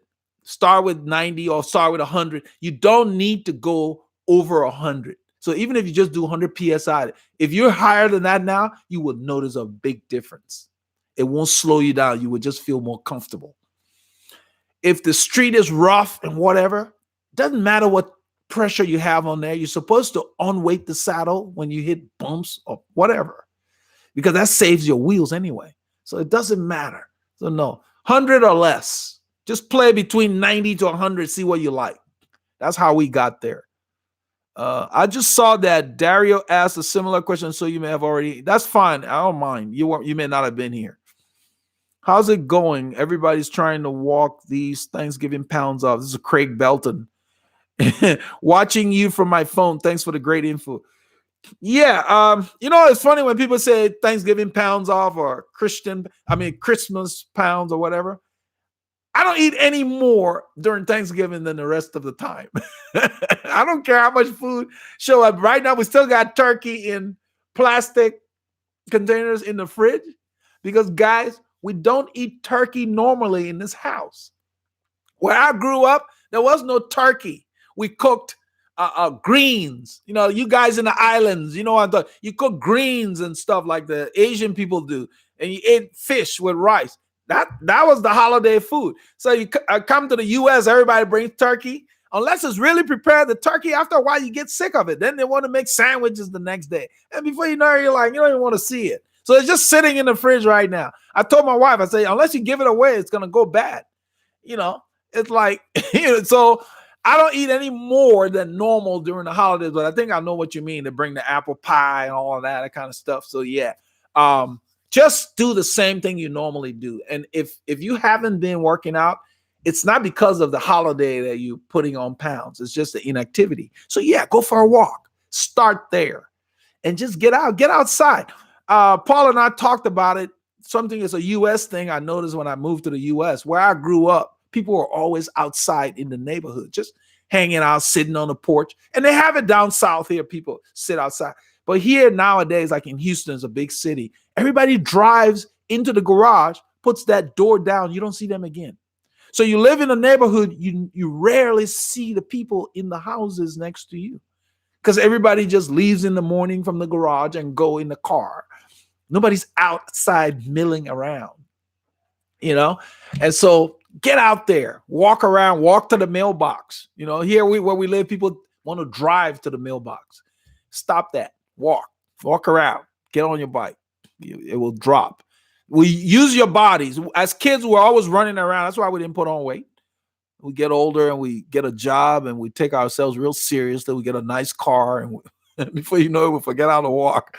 You see these people driving around the shopping center at a fitness club. They're going to the gym and they're waiting for the parking space right in front so they can go get on the Stairmaster.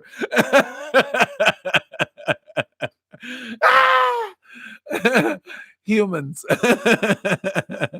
All right, let's see. I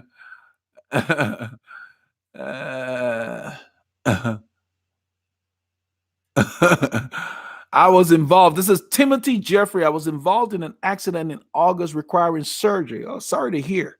Your rides and videos have been an inspiration while in bed. Keep up the good work. Hope to join your training plan the next. Well, that's good to hear, man. I hope you have a speedy recovery.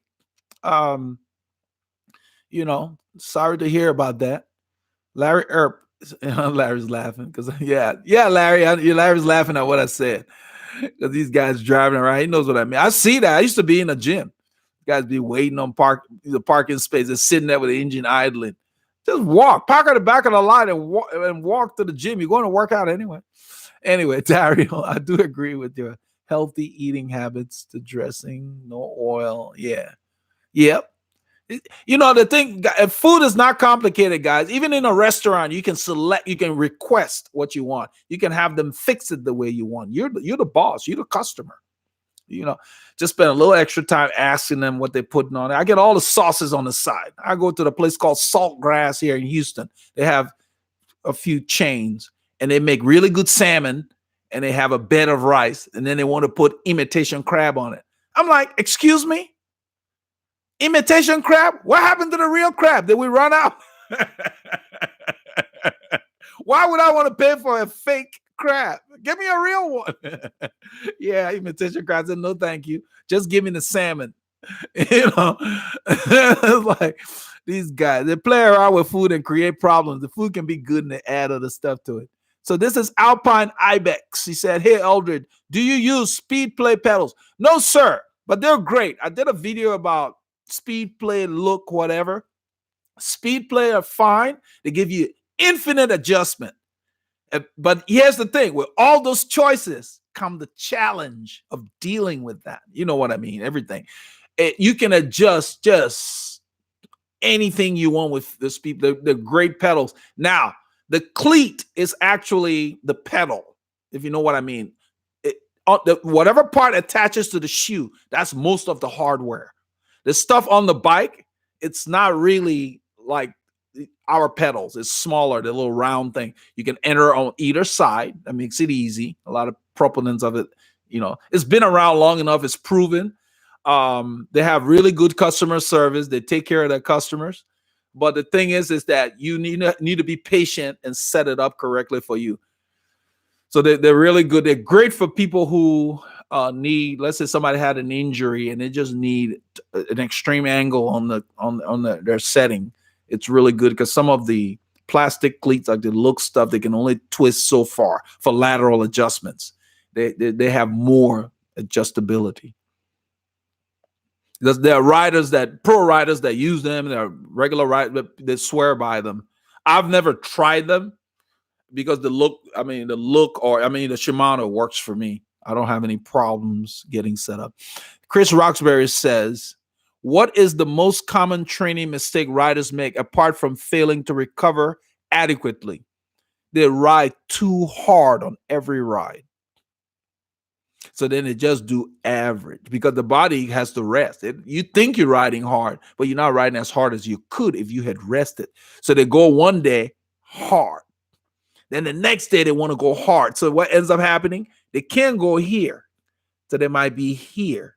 They haven't rested. Then the next day they want to go hard again. So then they're right here.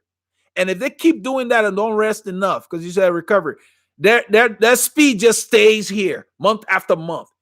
And the guy who rested, when he goes hard, he's here. Then they get dropped. Then they get confused. I'm riding a lot. Why can't I keep up? Because you're tired. And it doesn't mean that you have to stop riding to rest. Just ride at a lower. That's how the pros do. They'll do their hard work early in the week if they've got a weekend race. Tuesday hard, Wednesday a little less, then Thursday long, but endurance. So they rest during that ride. That's a way to rest. You rest while you ride. Then they take Friday, maybe they'll go do stretching, massage, whatever. They're still resting. Then Saturday, they drop you because they're fresh. And if you haven't rested, you leave it all. We used to have guys when we raced that will, on the training rides, we're supposed to do long, they would start breaking away, doing all kinds of stuff. I told Paul about it. Same guys that were on our team. Then we go to the race, they get dropped as soon as the race starts because they're tired. But they rode hard on Thursday, though. They won that training ride. And the coach would tell them, nobody wins a training ride. You have to tell them, you want us to keep giving you money to go to races and give you bikes or whatever. You need to follow the plan. So, yeah, even the guys that race, that's a guide thing. We get out there and, you be riding. Think about it. You're riding down the road, somebody killing themselves to pass you. They don't know you. They come around, they're passing you, they're out of breath. Then as soon as they pass you, they slow down. Then you end up passing them back. What is that all about? Was that their plan? Did they make an appointment with you to pass you when they left home? We joke about that all the time. You got to stick with your plan. You got to have a structure and you stick with it. So like for us, for example, there's a reason we rode long today. Today is Wednesday. We got Thursday, Friday to rest. So we're not riding long tomorrow. Today we rode long. So Thursday, Friday we rest. On Saturday, we just go and watch to see what those guys try. They try anything, we'll spank them.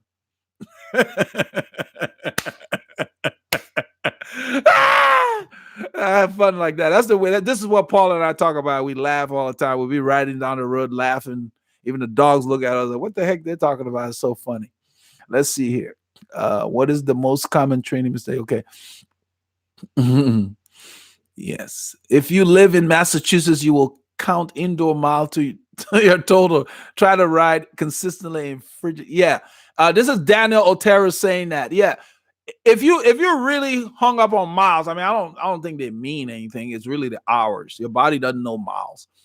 If you're riding a lot indoor, the key is that if you live in Massachusetts, Buffalo, wherever, you must realize that if you don't do the work over the winter, come spring, you won't be able to keep up with the guys who did, because there are guys in your club that are doing the work in the winter. They're not killing themselves. They're just riding consistently on the trainer. They may be watching a TV program on Zwift, whatever, but they're staying consistent.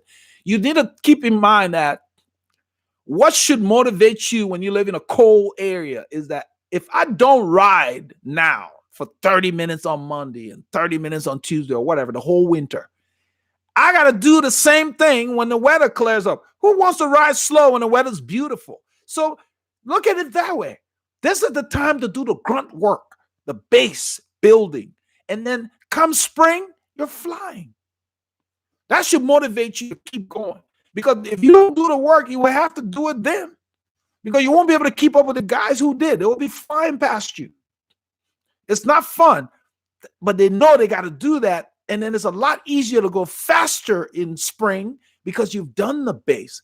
It's more painful to just be out of shape and try to go fast. You can hurt yourself. I mean, physically, emotionally, whatever, you get tired. You don't want to ride. You look at your bike, you hate it because everything hurts.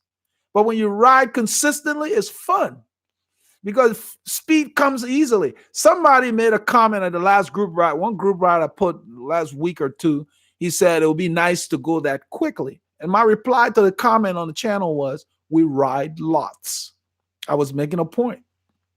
I wanted him to know it's not impossible to go that quickly, but you got to get your butt in the saddle. You can't sit on the couch and say, I want to ride fast.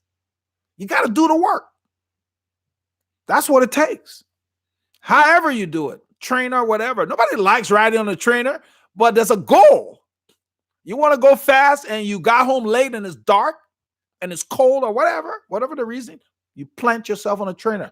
That's what the pros do. There was a guy. I don't know his name, but I'm sure some of you do.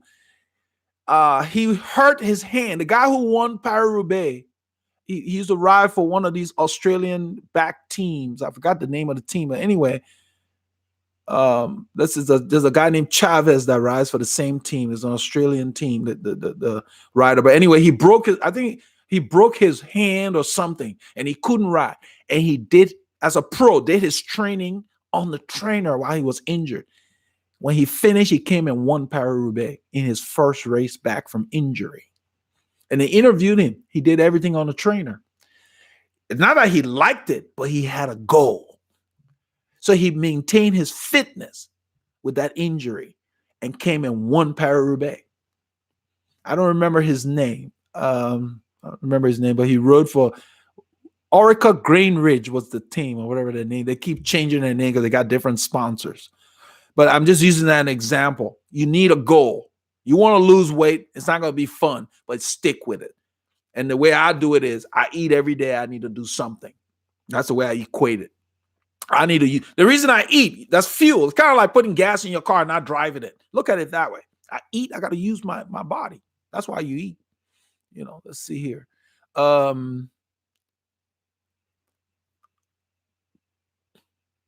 Dario's talking about Philadelphia being the city. Dario Simon said the city of brotherly love and the current Super Bowl champions. Yeah. Whatever. No, they deserve it. The best team won the Super Bowl last season. Chris Barron said, hi, you should do a review of the Rafa saddle combined with the Rafa Pro Team shorts. Yeah, Rafa is crazy. It's funny you mentioned that, Chris. I haven't finished reading your comment. I will finish it. Paul and I were talking about that today because my issue, I mentioned it to Paul, said Rafa comes up with a saddle. They decided to come up with a saddle. That's all good and well. But a lot of riders already have a saddle they prefer. So then they wanted to sell it for like $300. I don't remember the exact. It was expensive. They ended up marking them down or whatever. And so what he's saying, the reason he's saying that is they claim that their saddle they came up with works best with their shorts. I'm wearing their shorts now. It works fine with the SMPs. So I could care less. So I don't know, Chris, unless they sent me one, I wouldn't be buying that saddle to confirm their marketing claim. And he says, oh no. So Chris has confirmed it. He said the combination is amazing. So that means Chris Barron has that. Spent ages finding the correct saddle. Best saddle I've used, Chris Hall, England. Okay. So yeah, Chris, that's great that it works for you. I am not disputing the fact that those saddles look great. I could fit them. I love the style. They've got one that's almost like the old Concord. I mean, old style. I think they call it classic or whatever. The shapes, I can fit myself to them. It's just that changing a saddle is such a big thing. It's kind of like changing your wife. It's a major move. That's got to be a problem I'm trying to fix. I hope that analogy works. I don't know. It may not go over. I hope it didn't offend anybody, but that's what I mean. It's such a big move, but it's good.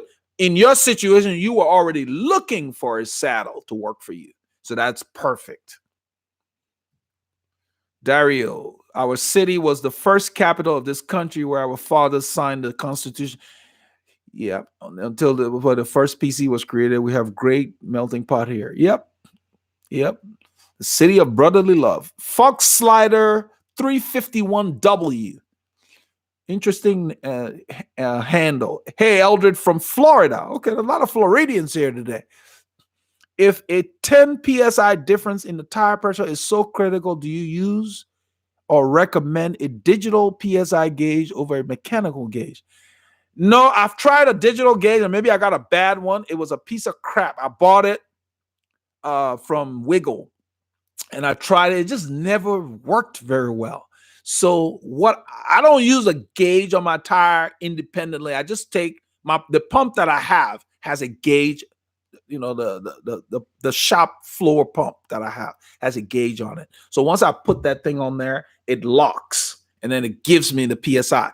But the way I do my tires is, since I'm using clinchers, other than the latex tire that I ride on the orange bike, all my other bikes, I use regular tire. I buy the least expensive tubes on sale. I don't look for lightweight.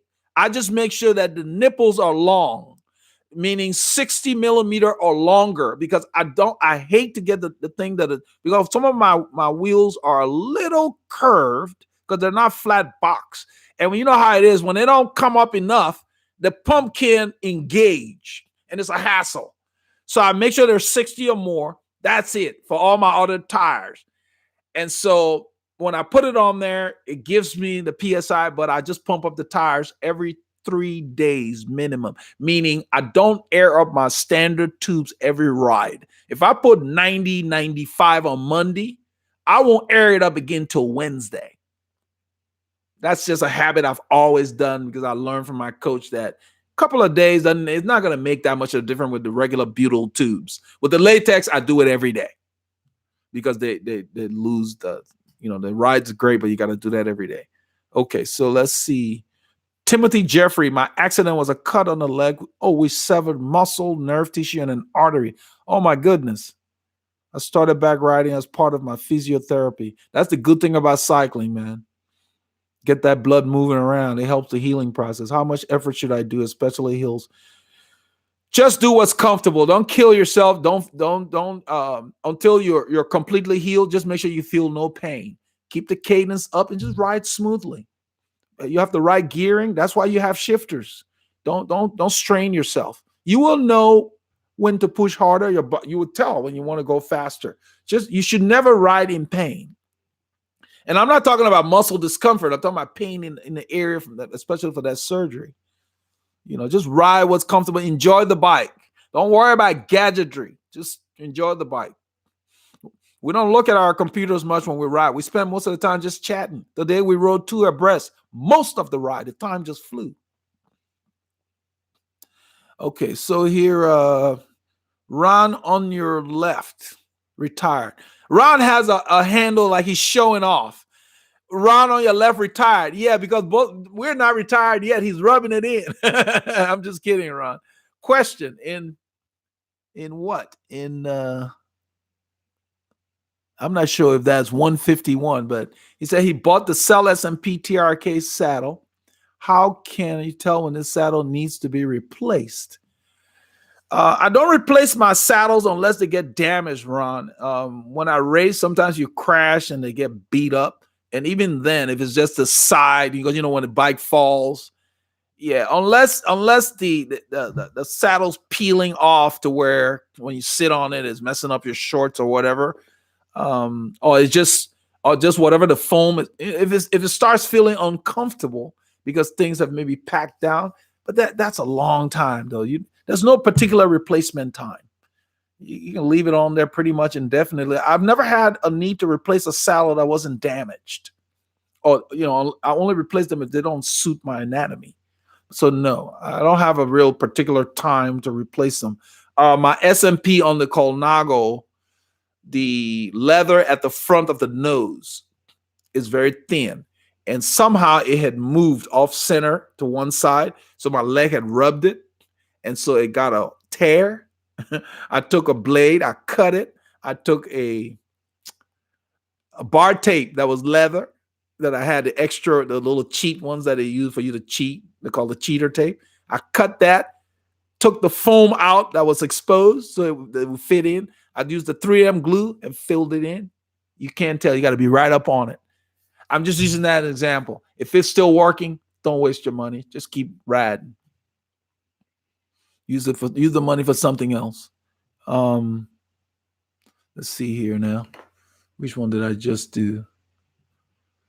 Okay, that was Ron. And Dario said, I like that information about riding smart instead of riding hard 24/7. Yeah, that's the way it is. Even the pros, these guys, the pros, when it's time to ride hard, they ride hard.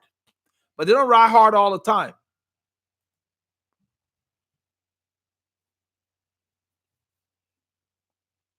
Let's see here.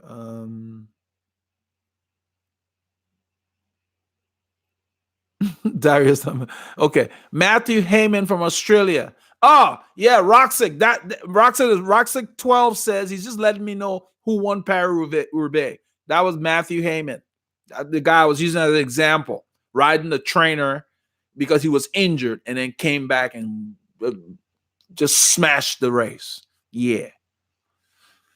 Dario said, but we have some Cowboy fans here. Dario's talking about football. Now, Chris Roxbury wants to know, do you stretch before and or after the ride? I stretch after, Chris. The reason is I learned a long time ago from people, physiotherapists, my coach, it's better to stretch your muscles when you're warm. And a lot of times you don't, with the bike, you don't, you can warm up riding and, and getting, that's the reason I ride from the house. That's why I leave it. That's why I get up at 5. When do I get up? 5:30 in the morning. And we leave the house at 6:45. So we have 45 minutes to ride to those guys, to meet them, to ride with them. That 45 minutes, we just ride easy. We chat. We enjoy the ride up there. That's our warm up. That loosens you up. That's all you need. You get the body ready for the effort. We increase our cadence. We're not riding hard, but we change the cadence. We ride the terrain. After the ride, it's best to work out. Not just riding, any kind of exercise. Best to stretch after you're warm. So if you're doing something in the gym, let's say you're lifting weights or whatever. So a lot of guys that lift weights will maybe do the exercise bike or the Stairmaster to get their blood flowing. Then they go and lift weights. And then when they're done, then they might stretch. It's better to stretch the muscles when they're warm than when they're cold. Because if you don't do it carefully, you can injure yourself. It's harder to stretch when you're cold. So yeah, it's better. Do it after. Okay, let's see here. So turn your, let's see, somebody, I'm trying to get the name of these guys. Kind of interesting. Oh, Ton Yoda Sport. 90 to 95. I was told 120. Ouch. On my tire, it says 125. Now, it sounds like the maximum PSI, Tunyon. I don't know what tire you have. I don't know what size it is, but you don't need 125 PSI in your tire. That may be the maximum PSI, but think about it. My car, the maximum PSI is 50. I put 32 PSI in the tire. Most mechanics, that's what they do, 32 all around, whatever. Most tires will take 50 PSI. When they ship cars from the factory, from overseas on the ship, they put 50 PSI in there because they don't know it'll be there for 2 weeks, however long it takes. You try to put maximum PSI in your car tire, it will be like you're riding on metal. Hard. No, you don't need to be at max. You don't need 125 in there. It will take it, but you will feel every little bump on the road. It will beat you up. That's why a lot of riders, a lot of riders still put 120 on. It's too hard. You don't need that much. It's not a need. It doesn't make you go any faster. In fact, it slows you down because it's bouncing. You have no traction. You're bouncing around. And when you're bouncing around, there's no traction. You're not going forward. You're stationary going up and down. You can read up online. It's something that's proven because this question comes up all the time. Everybody thinks they need to make the tire hard to avoid flats. No, you don't. You avoid flat by watching where you ride and unloading the tire when you go over crap. Eric Nell, what is the proper sprinting position? Should I stand with my glutes over the saddle or should I lean forward and transfer some weight on the front of the bike? You can't be doing all that thinking when you're sprinting, Eric. The sprint will be over. You just sprint. You know, I like when when it matters, I'm in the drops, and all I do is I don't most sprinters don't leave the saddle too high. You don't need to be way up here to sprint because you're pedaling, you're already moving before you want to finish the sprint. They're already going fast. So really, all you do is you lift a little bit off the saddle. If you watch the pros, just a little bit off the saddle. You just raise your body a little because you want to use your upper body's power to get that extra speed in there. When you watch those guys sprinting, as they cross the line, the gap between their undersides and the saddle is so small. They just sit right back down. So ideally, you need to keep your weight in the same position. You don't need to be moving forward because you need that traction. You need to keep yourself in the same position and just push down on those pedals. Because you start moving around, you'll change your traction. Don't think about it. Just sprint. Whatever gets you there first. Don't use your brain. Just go. Just get that speed out. Your body will get where it needs to be. Chris Barron says, I thought the Rafa saddle marketing R&D was bollocks when I heard it, but it worked. I tried Fabric Brooks Physique. I'm not crazy. Got it cheap too. Love your side. Yeah, I mean, Chris, like I said, you were looking for something that worked for you. Trust me, if Rafa sent me one of those saddles, I would keep it. Okay, because I've ridden a lot of different saddles. Cell Italia Flight, Physique Arione. All of them work fine. But when I got to the SMP, I just liked it better. So yeah, they're not bad saddles. But the point I'm making is people don't change saddles like you change socks. It's very personal. And I'm glad that you found one that worked for you. And in fact, since you like it so much, my suggestion is get a spare. Because those geniuses are going to change it again. They do that stuff all the time. You find a saddle you like, then the next model will start making changes. When I used to race, that stuff happened all the time. You get one you like, then you damage it. A new model is completely different, and you're like, you got to fight all over again. So yeah. Timothy Jeffrey says, do you do remote bike fits via video or photo? Timothy, we do the remote bike fits with video first. You have to go to the site, the website under the cycling services. You'll see and click on it, and all the details are there. We set up a drive where you drop videos. We get you. You have to give us a lot of numbers. And we work with you on your numbers to dial them in. We give you videos to make sure you did the measurement correctly because you're doing it. We got to verify all of that. We suggest that everybody gets a level with a bubble in it so you're not cheating and you get all the numbers right. Then what we do, we give you action items based on what you've told us in the questionnaire you fill out, what's going on with you. We have you do the saddle height and all of that. Then you send us a video of you on the bike, on the trainer after you've made those changes so I can see you from the side. And all of that's on the site. Once you do that, I give you things to do and I tell you what to do. When you've done everything I've asked you to do, then we hold a session live to finish it up. But until you've done everything, we don't hold a live session. I give you stuff that you need to do, and then you can send as many videos because you end up, I've created a drive for you on Google Drive. You have your own drive. You can put things there. You make your video as long as you want. You talk, do whatever. So it's very thorough. I started it because people here ask for it because it's a lot easier for me to do fits here because I'm done in 45 minutes versus weeks of working with you. We give you a 30-day window because some people, you give them stuff to do, they don't do it. And so you got 30 days to do your homework when we give you action items so you can come back. It's an iterative process.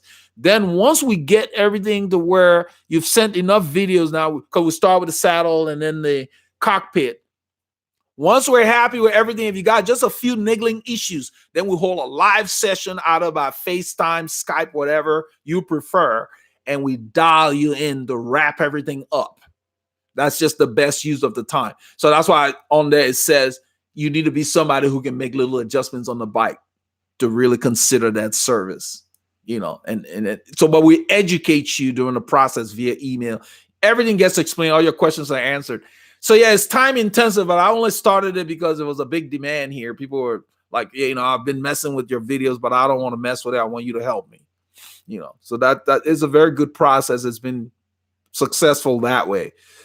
I've worked with people where I just gave them action items and they didn't need the live thing to finish it. They just did it and it worked. But every time you make changes, you send a new video so I can see the impact. And then you give me feedback either by email or during the video. It's up to you. So I hope that clears it. But go there. All the information on the website, on the cycling services, click on it. You can read all what I just told you is there. Very detailed. All right. Daniel Otero, do you recommend any fondos in Texas? We just did the Heroes Ride here in Houston in October. And we have the RDBC Grand Fondo coming up in April. But really, there's so many rides in Texas. You really want to just go. There's a site online where you can search for all the Texas cycling rides. If you just search on Google, you will get the site and then look at which ones you want to participate in. They're all Texas is so big. Texas is about the size of France. And I don't go all over the place doing rides. Texas, you can drive 3 hours to get to the next city. It takes too much time. So I try to get the ones that are regional. Go to Livingston, Texas, and different places within an hour or two of us. Austin is like a couple of hours away. So yeah, just pick a ride that's close to you. You don't want to be driving around for hours just to ride. I don't like the drive to be longer than the ride. Much rather be on my bike. Let's see here. Okay, this is Toyota Sport. Okay, totally get what you're saying about too much PSI, but I was in a group riding and was told my tire was riding flat. Is it because of my weight? I don't think it's because of your weight. You didn't give me enough information. It is possible that the tire maybe had a slow leak. I don't know, because your weight is not going to make a factor if the tire is pumped up. Now, if you're a big guy and you're riding a 23 or a 19 on the rear, yeah, it's going to deflect more. The bigger tires don't bend, so you got to just check 90 PSI versus 120. The same person sitting on it, you're not going to tell that much of a difference. The person on the 120 would just get beat up more. So no, it wasn't down because of your PSI. It could be maybe you had a leak or a slow leak that day, or, so many variables. Just try different tire pressures, but really, I always recommend start with 100 and then go down if you want to. You don't need to go over 100. I don't care what weight you are. But if you're big, don't get a tiny tire. Put some rubber on the road, like those sports cars. They got big tires in the back. You're a big boy. You will be able to turn that sucker. It's faster than the smaller tires. And more comfortable. Let's see. I'm back to cycling. This is Dario. Okay, he's talking to somebody, I think. Timothy said you skipped my question about fit. Let me go back up. Sorry, Timothy. So many questions here. Let's see. Timothy. I'm going to go back up to find Timothy's question.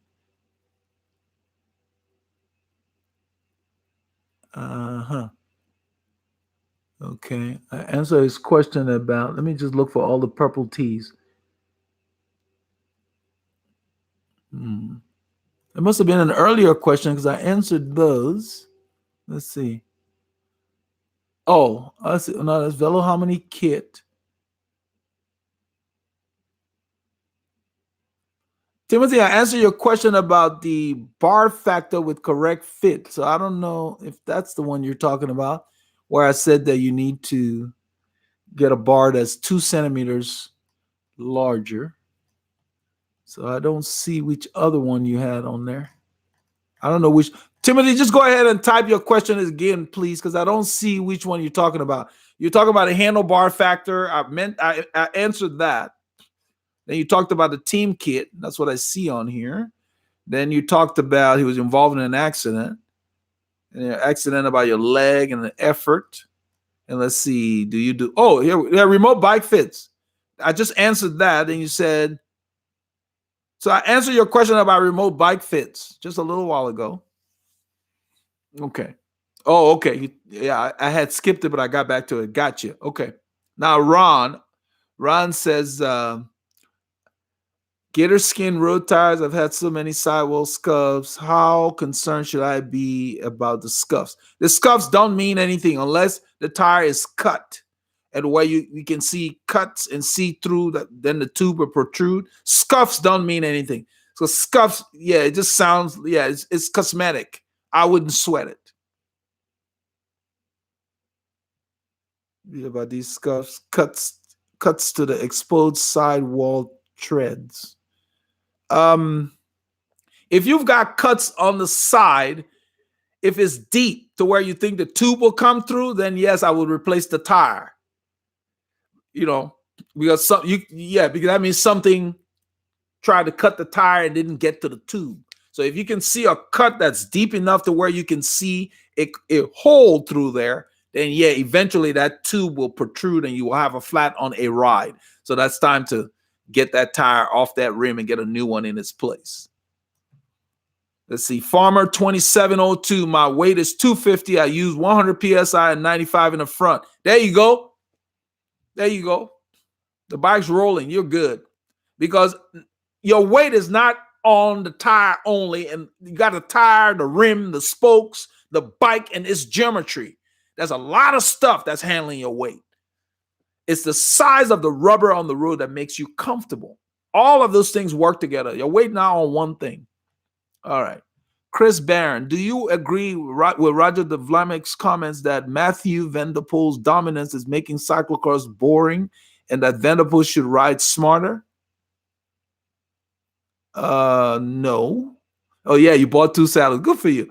No, I don't agree with that. What do you mean you ride smarter? Why would you stay close to something? If you're feeling good and you can ride off and do your own race, why would you ride with the bunch where somebody can cause you to fall?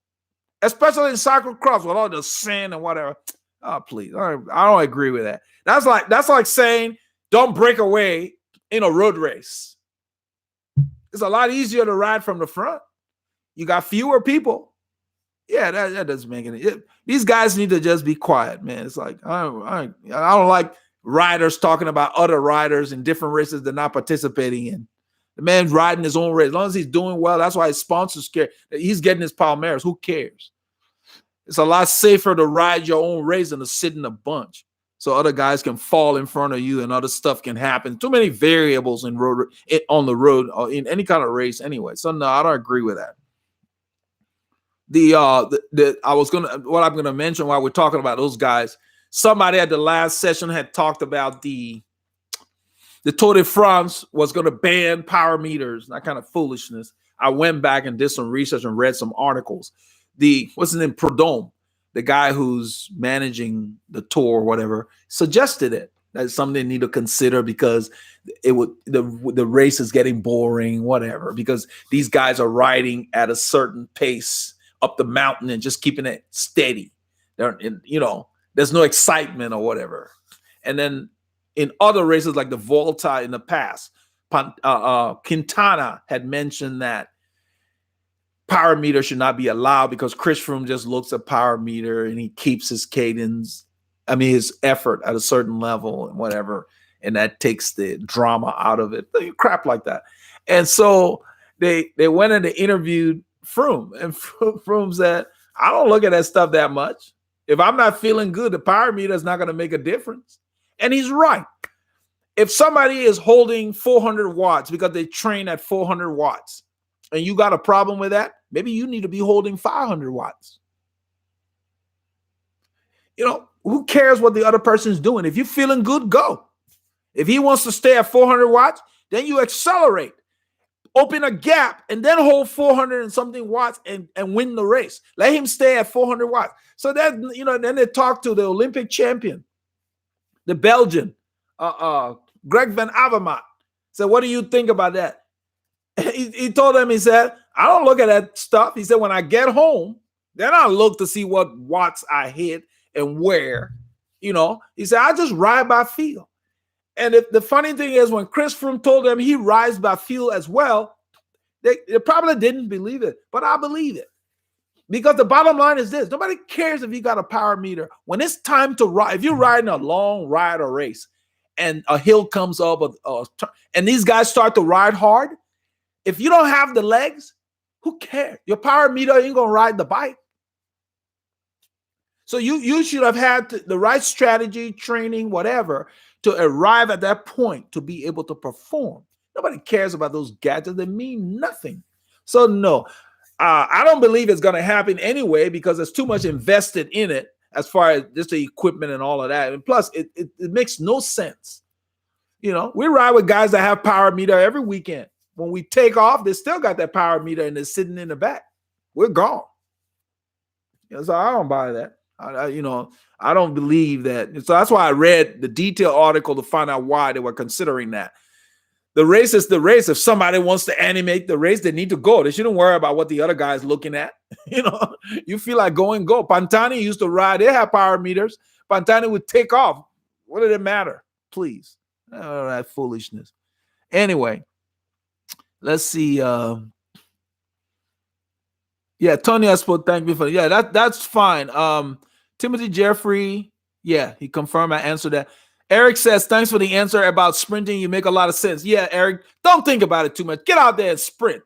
Practice. Sprint to the stop sign. Run. I love sprinting against dogs because when I sprint against the dogs, as soon as I beat them, I do this. Then they stand on the road and they look at me. They don't look very happy. What Paul and I were talking about it today. I like messing with them because these dogs have caused a lot of wrecks. When we used to race, they would run in the pack. And then, guys are all over the road. Some dogs that people don't hold. I don't blame the dog. It's the owners. So I like to mess with the dogs. Now, some dogs will run alongside you. You guys have seen the video, what we call racer dogs, the herding dogs in the farm country. And I like them because they love chasing bikes. They love chasing anything moving away from them. And I use that for fun. Just enjoy the sprint. The idea is who gets there first. How you get there is up to you. Just enjoy. Just whatever keeps that bike going forward. Do it. Let's see here. It's morning where Stefan is. He says it's 6:27. Oh, it's at 8:27. 8:27, heading to work. See if I can catch you again in 30 minutes in the office. We're going to be done, man. We're wrapping up right now. We've been doing 2 hours and 12 minutes. I don't want to do them too long. And then we'll do another session since it's very popular. All right, Dario, we're wrapping. We're done anyway. Good morning from Hong Kong. George just joined. I agree with the commentation on the Tour de France shorter stages, 7 and 90 miles. What do you think? Yeah, I mean, they can throw in those shorter stages, but the strong riders are the strong riders. I mean, that's the bottom line. It doesn't matter. That's the thing. What are you riding 200 kilometers or 100 kilometers?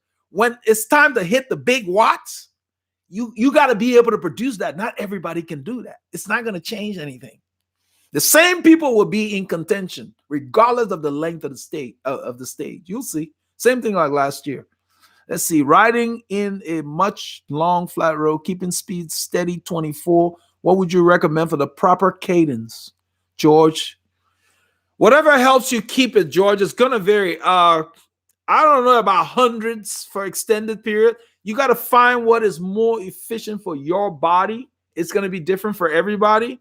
Find what is most comfortable for you once you hit 24. You can do it by feel. If you think 100 is good, 85 might feel better in a larger gear. A lot of time trial is ride like that. So you got to play with it. Take shorter stretches and see which cadence you prefer to keep that speed. Just do it for short stretches. Do 24 miles an hour in the same situation for maybe 2 light poles. Then change the cadence and see which one you like. You'll be surprised that maybe the lower cadence will work better for you, especially you're going to hold it for a longer time. It's kind of like 6th gear. When you're cruising, you don't want to be accelerating. So you got to find what your cruising cadence is for you. Stefan, oh man, that's okay. Okay, I don't know what I answered, but he's laughing at something. Oh, okay, he was going to stick around. Well, you can join us next time. Let's see. Every good session, very good to have to go. Yeah, we're wrapping up in 3 minutes. Good morning from Arkansas. Ron on your left. Ron, you've been here. What do you mean? Oh, he's greeting somebody. Been very good session. Yeah. We'll chat later. Yeah, we're wrapping up. Thanks, Paul. Glad you could make it. Chris Barron's leaving. Yeah, guys, we're wrapping up. We're done. And I'm really grateful that everybody came on. We really appreciate you guys, all the questions, the good questions. I hope that you guys can take this, guys and girls, and take this and improve on it and help your riding. But the idea is to get you to just ride. Don't get hung up on stuff, man. Just get on the bike and ride. You riding a bike is the number one thing, not how light it is or fancy it is. Just get out and ride whatever bike you have. Okay. So we're going to wrap up. You guys have a great evening. Wednesday here in the U.S. and Thursday in the land down under. We're going to hook up with you guys again soon. Okay. Take care.